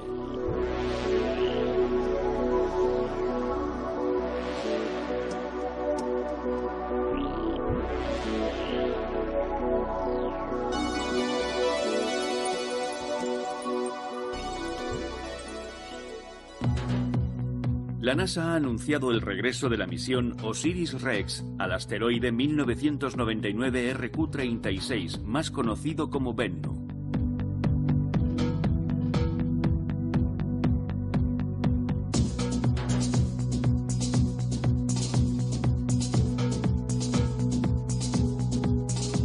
Se espera que el lanzamiento tenga lugar en un futuro próximo y que después de un viaje de 2 años se sitúe en órbita y obtenga un mapa de la superficie antes de aterrizar para recuperar 2 kilos de material. Su regreso con la muestra está previsto para 2023.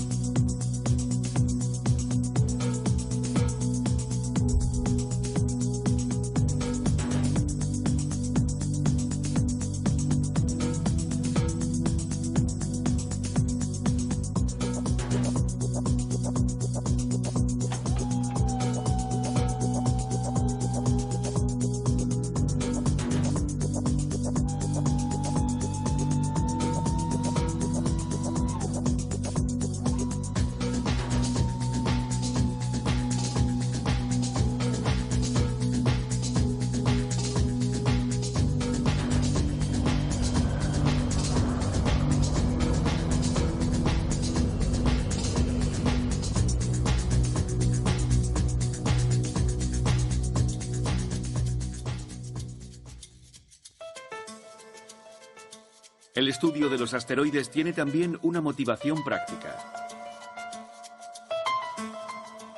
En 2013, un asteroide con una masa aproximada de 9.100 toneladas explotó sobre Chelyabinsk, Rusia, con la fuerza de 20 bombas de Hiroshima, causando 1.500 heridos y dañando 7.000 edificios.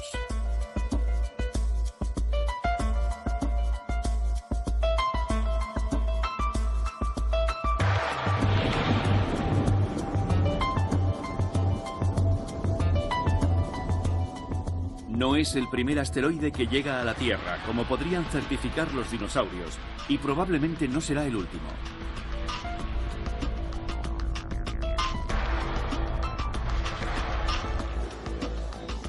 Por medio de las Naciones Unidas, la Agencia Espacial Europea y otras agencias espaciales han establecido un programa de seguridad.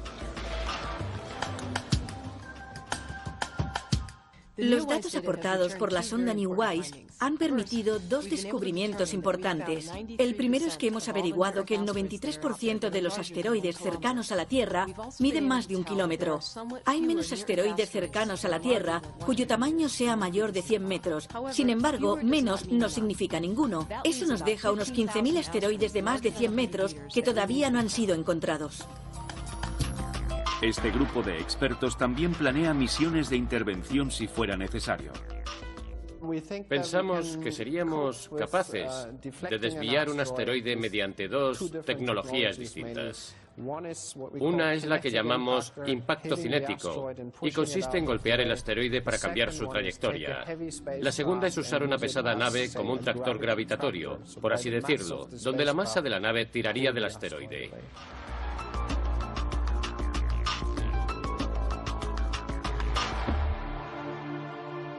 Hay un proyecto en fase de planificación para arrastrar un pequeño asteroide desde el entorno cercano a la Tierra hasta una órbita lunar.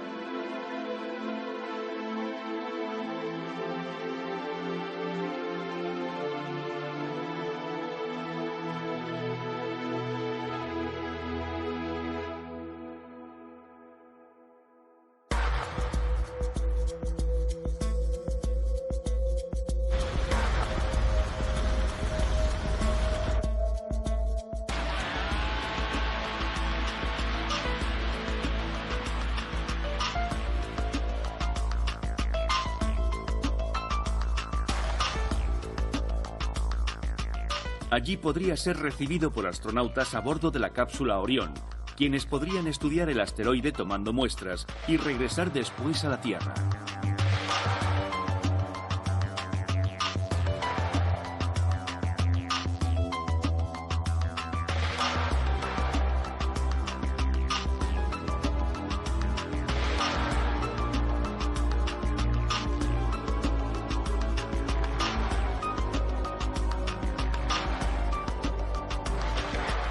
Cuanto más sepamos, más preparados estaremos para defender nuestro lugar en el sistema solar.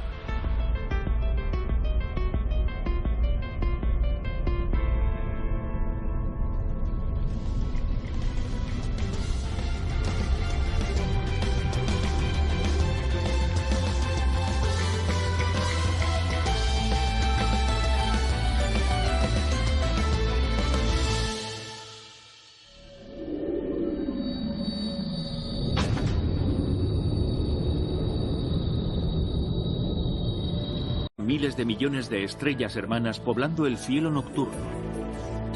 Estudiamos nuestro Sol de cerca porque, como la piedra Rosetta, puede revelar los secretos de todas las demás estrellas.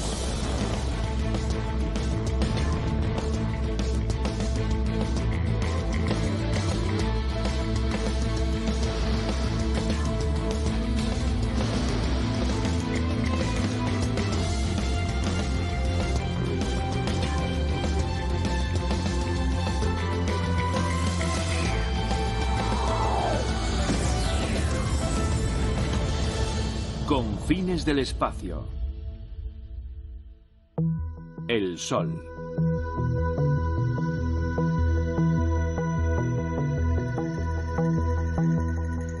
No se puede estudiar el Sol de forma aislada. Su poder e influencia por todo el sistema solar que generó es completa y dominante. La heliosfera es una inmensa burbuja magnética que se extiende más allá de la órbita de Plutón y que contiene el viento solar de partículas energéticas de baja velocidad y plasma que se origina en la superficie del Sol.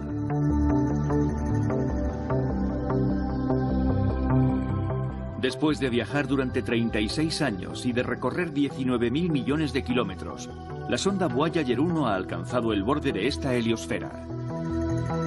La Voyager 1 ha abandonado la burbuja que rodea al Sol y ha entrado en el espacio interestelar, el espacio entre las estrellas.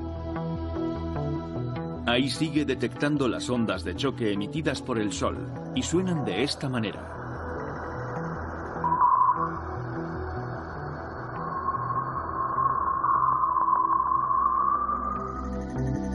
Para entender esta fuente de energía y su influencia, los científicos realizan observaciones desde Tierra y desde el espacio, donde una flota de satélites despliega sofisticados sensores hacia el Sol y el clima espacial que éste crea.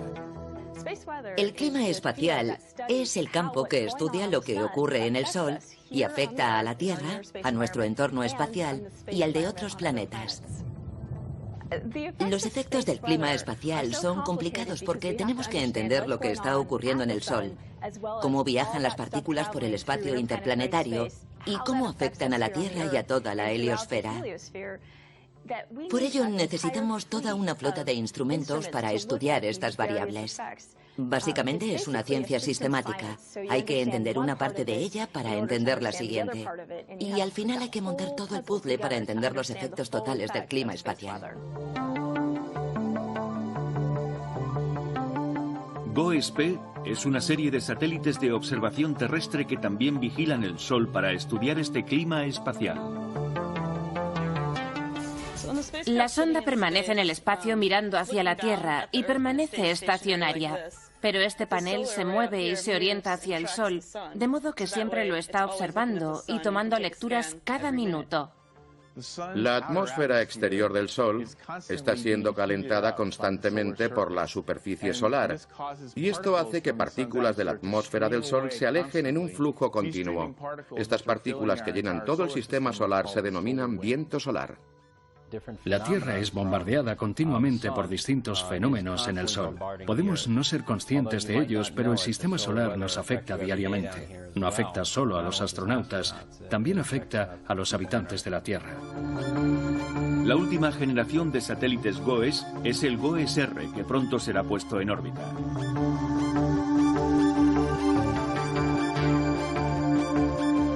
Otras plataformas en órbitas bajas terrestres incluyen el microsatélite de Proba 2 de la Agencia Espacial Europea, que está probando nueva tecnología, y el PICAR, patrocinado por la CENES, la Agencia Espacial Francesa.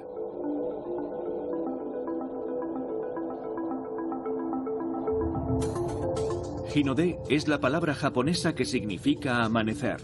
Es una misión conjunta entre las agencias espaciales japonesa, europea y estadounidense para estudiar los ciclos magnéticos del Sol. El detallado estudio ha revelado la compleja textura granulosa de la superficie del Sol y la estructura de las erupciones solares. Una erupción solar es una enorme liberación de energía que convierte la energía magnética del Sol en calor, en luz. Acelera las partículas y puede calentar el plasma en solo unos minutos hasta más de 60 millones de grados Kelvin. En una erupción importante, el Sol produce un flash de luz, que es la propia erupción, y que produce a la vez una gran bola de material que empieza a alejarse del Sol y que es la eyección de masa coronal. Ambos fenómenos pueden acelerar partículas subatómicas que llamamos partículas energéticas solares. Estas tres cosas juntas constituyen una tormenta solar.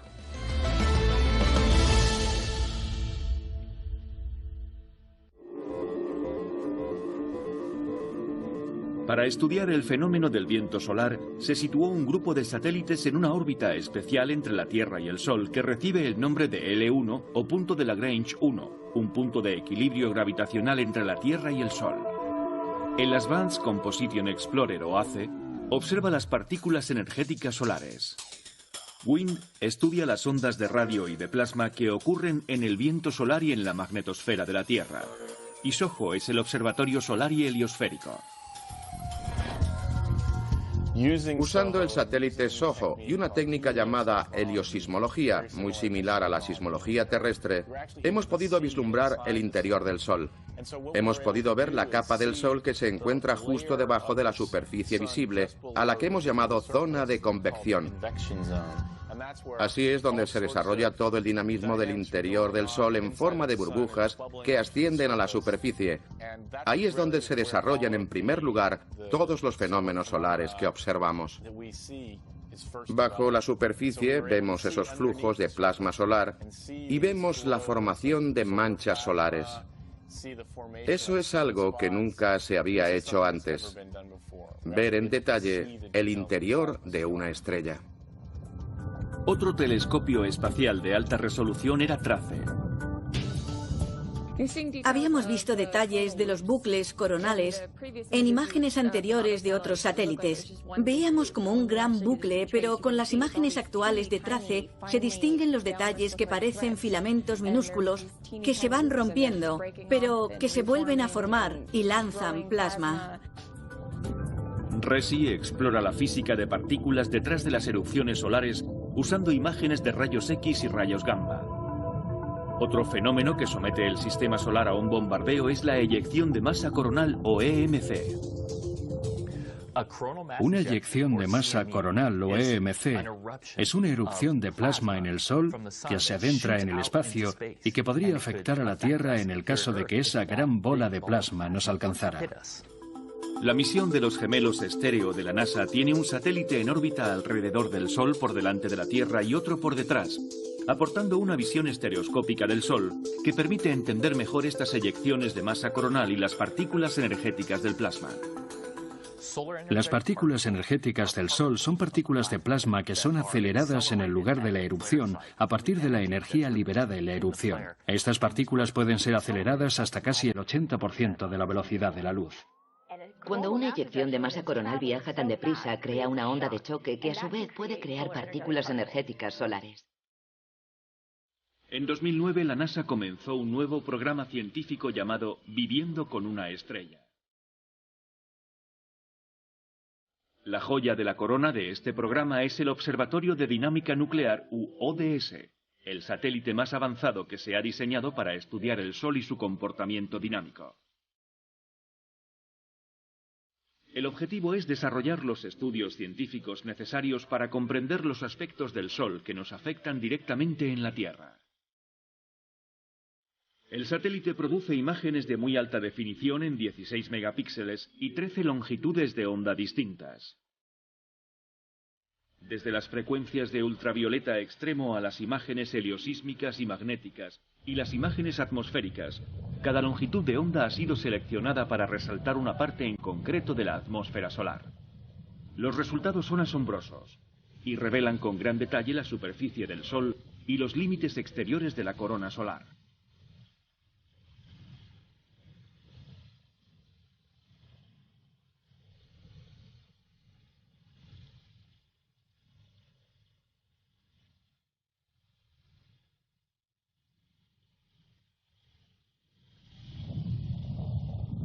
Estos fenómenos solares son más grandes que nuestro planeta, y la ciencia ha renovado el interés por el campo magnético terrestre que nos protege. En la superficie de la Tierra estamos protegidos frente a las erupciones solares y las eyecciones de masa coronal cuando impactan aquí, gracias al campo magnético terrestre llamado magnetosfera, que desvía el campo magnético solar y las partículas energéticas, y también por la atmósfera, que absorbe los mayores niveles de radiación.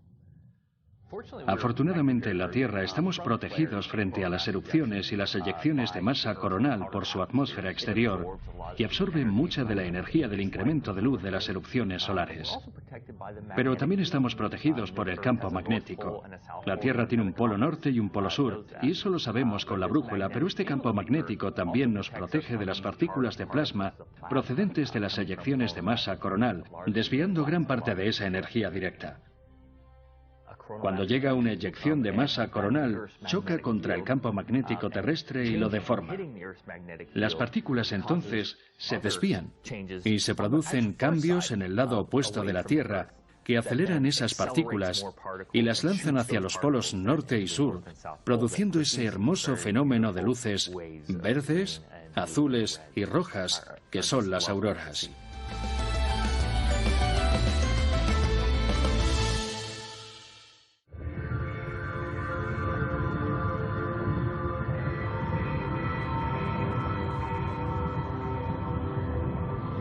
La energía del Sol se produce mediante un proceso llamado fusión, que tiene lugar en el núcleo mismo del Sol, donde la intensidad, el calor y la densidad hacen que los protones se fusionen para crear helio. Este es el proceso que crea la energía del Sol. A medida que la energía se desplaza hacia el exterior impulsada por campos magnéticos, la temperatura desciende. Hasta ese punto todo tiene sentido en cuanto a que la zona más caliente es la intermedia y luego se hace progresivamente más fría a medida que te alejas. Entonces ocurre algo muy interesante y es que empieza a calentarse de nuevo. Esta capa donde la temperatura aumenta de nuevo se denomina cromosfera. Se encuentra entre la fotosfera y la corona, que es la parte más caliente de la atmósfera solar. Para descubrir cómo se calienta esta zona se lanzó otra misión en 2013 llamada IRIS. El satélite IRIS está equipado con un telescopio de ultravioleta y un espectrógrafo. Su gran capacidad de resolución permite resolver rasgos de tan solo 240 kilómetros en la superficie del Sol. Las primeras imágenes enviadas por IRIS muestran una multitud de estructuras fibrilares que nunca habían sido vistas antes y que revelan enormes contrastes en densidad y temperatura por toda la región.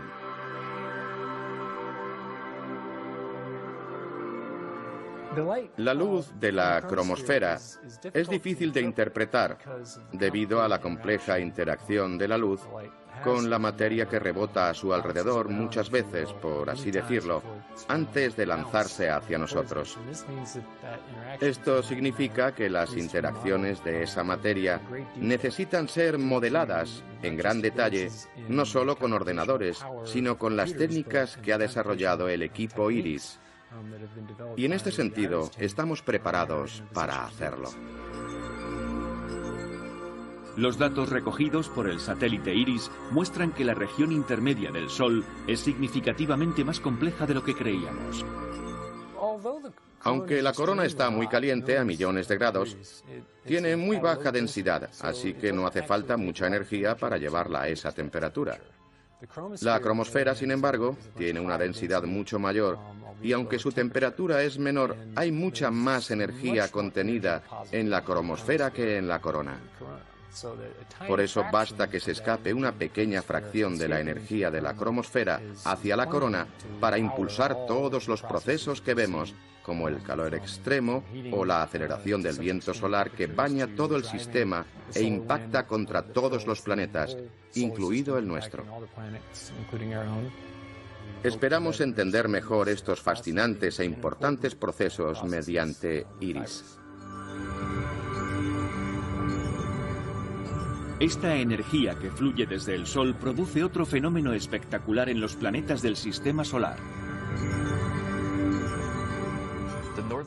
Las auroras boreales son partículas que han sido desviadas hacia el polo norte y el polo sur y que producen esos hermosos colores verdes, azules y rojos. No son partículas que procedan directamente del Sol. Cuando llega una eyección de masa coronal, afecta el campo magnético terrestre, choca contra él y lo deforma, lo que provoca otros cambios en el lado opuesto de la Tierra. Cambios que a su vez aceleran más partículas y las lanzan hacia los polos norte y sur, produciendo esas hermosas ondas de azules, verdes y rojas que tanto nos gusta ver. Para enfrentarse a las nuevas cuestiones sobre el viento solar y las partículas energéticas, la NASA lanzó un par de satélites en órbita terrestre. Las sondas Van Allen recibieron el nombre del famoso científico que descubrió los cinturones de radiación que rodean nuestro planeta y fueron lanzadas para estudiar con mayor detalle el fenómeno de la radiación y los campos magnéticos que rodean la Tierra. El campo magnético de la Tierra es sacudido y deformado por la actividad geomagnética causada por las erupciones en el Sol y por las grandes burbujas de plasma que surgen del Sol y se dirigen hacia la Tierra. Parte de esa energía es capturada en el campo magnético de la Tierra y mediante varios procesos esa energía excita las partículas en los cinturones de radiación hasta niveles de energía que constituyen un riesgo para las naves espaciales y para los astronautas. Los dos satélites se centran en los dinámicos cinturones de radiación en la magnetosfera interna de la Tierra y son los únicos que lo hacen. Por tanto, son un componente fundamental en la serie de fenómenos que vinculan el Sol con la Tierra.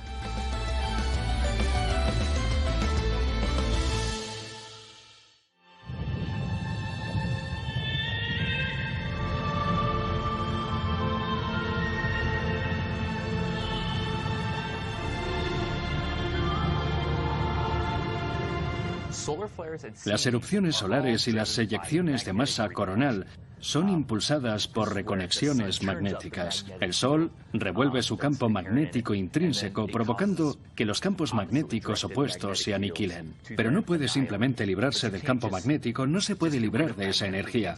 Esa energía tiene que convertirse y ser transferida a otras cosas como movimientos en el plasma, aceleración del plasma, calentamiento del plasma y producción de mayor luminosidad. En la superficie de la Tierra estamos protegidos frente a las erupciones solares y eyecciones de masa coronal cuando llegan a la Tierra, gracias al campo magnético llamado magnetosfera, que desvía el campo magnético y las partículas energéticas, así como por la atmósfera, que absorbe los mayores niveles de radiación. Y este campo magnético de la Tierra también nos protege de las partículas cargadas de plasma que proceden de las eyecciones de masa coronal, desviando gran parte de esa energía directa. El fenómeno de la reconexión magnética no está bien comprendido, así que la NASA ha lanzado una misión multisatélite llamada MMS para tratar de descubrir los secretos de nuestro campo magnético. La misión MMS consiste en 4 satélites que vuelan en constelación para medir un proceso llamado reconexión magnética. El universo está lleno de plasma y lleno de campos magnéticos, y por todo el universo tenemos distintos tipos de plasma colisionando unos con otros. Un ejemplo de esto es el viento solar que llega y colisiona con la magnetosfera de la Tierra. Una fracción de la energía cinética del plasma se convierte rápidamente en energía del plasma. Se puede considerar una especie de explosión magnética. Y esto es importante porque esas explosiones impulsan muchos de los patrones climáticos que vemos en la magnetosfera, lo que los científicos espaciales denominan clima espacial. Estos fenómenos pueden tener un impacto en nuestra vida diaria, pueden afectar a los satélites de comunicación o a la red eléctrica. Así que necesitamos entender cómo funcionan estas reconexiones magnéticas. Debemos medir la reconexión magnética en más de un sitio para ver cómo varía en el espacio, en las 3 dimensiones espaciales. Eso requiere un tetraedro. Otro beneficio fantástico es que nos permitirá reconocer las zonas de reconexión magnética de forma más fácil que usando un solo satélite. La idea es tener 4 satélites rodeando la zona donde está ocurriendo la explosión. La separación entre los satélites es de entre 10 y 100 kilómetros, que puede parecer una gran distancia, pero en términos de la magnetosfera, que es absolutamente enorme, es realmente una región microscópica la que estamos intentando cubrir. La MMS tiene 2 fases orbitales diseñadas para estudiar la reconexión. En el lado diurno tenemos la situación de que el viento solar está constantemente chocando con el campo magnético de la Tierra. Esto es realmente bueno para la MMS porque sabemos que la MMS se encontrará en esa zona en algún momento. Lo que esperamos es que, dado que ese proceso ocurre constantemente, podemos tener suerte y volar atravesando la explosión magnética a medida que ocurre. En el lado nocturno, sin embargo, la situación es algo diferente. Se produce un gradual incremento de energía magnética en la cola. Estos procesos de reconexión, estas explosiones magnéticas pueden ocurrir de forma aleatoria y realmente no sabemos cuándo van a ocurrir o si van a ocurrir en la cola. Debemos entender ambos fenómenos si queremos entender cómo funciona la magnetosfera.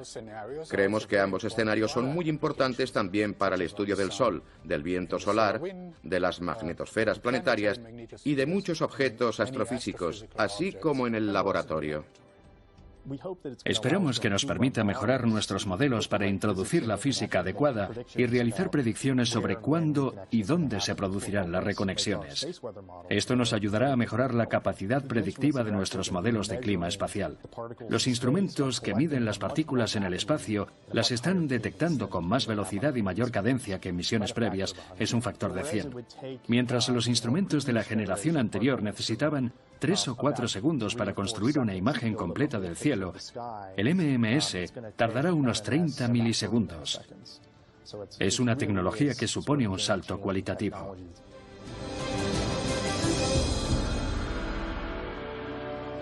Los aproximadamente 12 satélites que operan en la actualidad serán reforzados con nuevas misiones, entre las que se encuentran la Agencia Espacial Japonesa, que lanzará su próximo satélite solar C.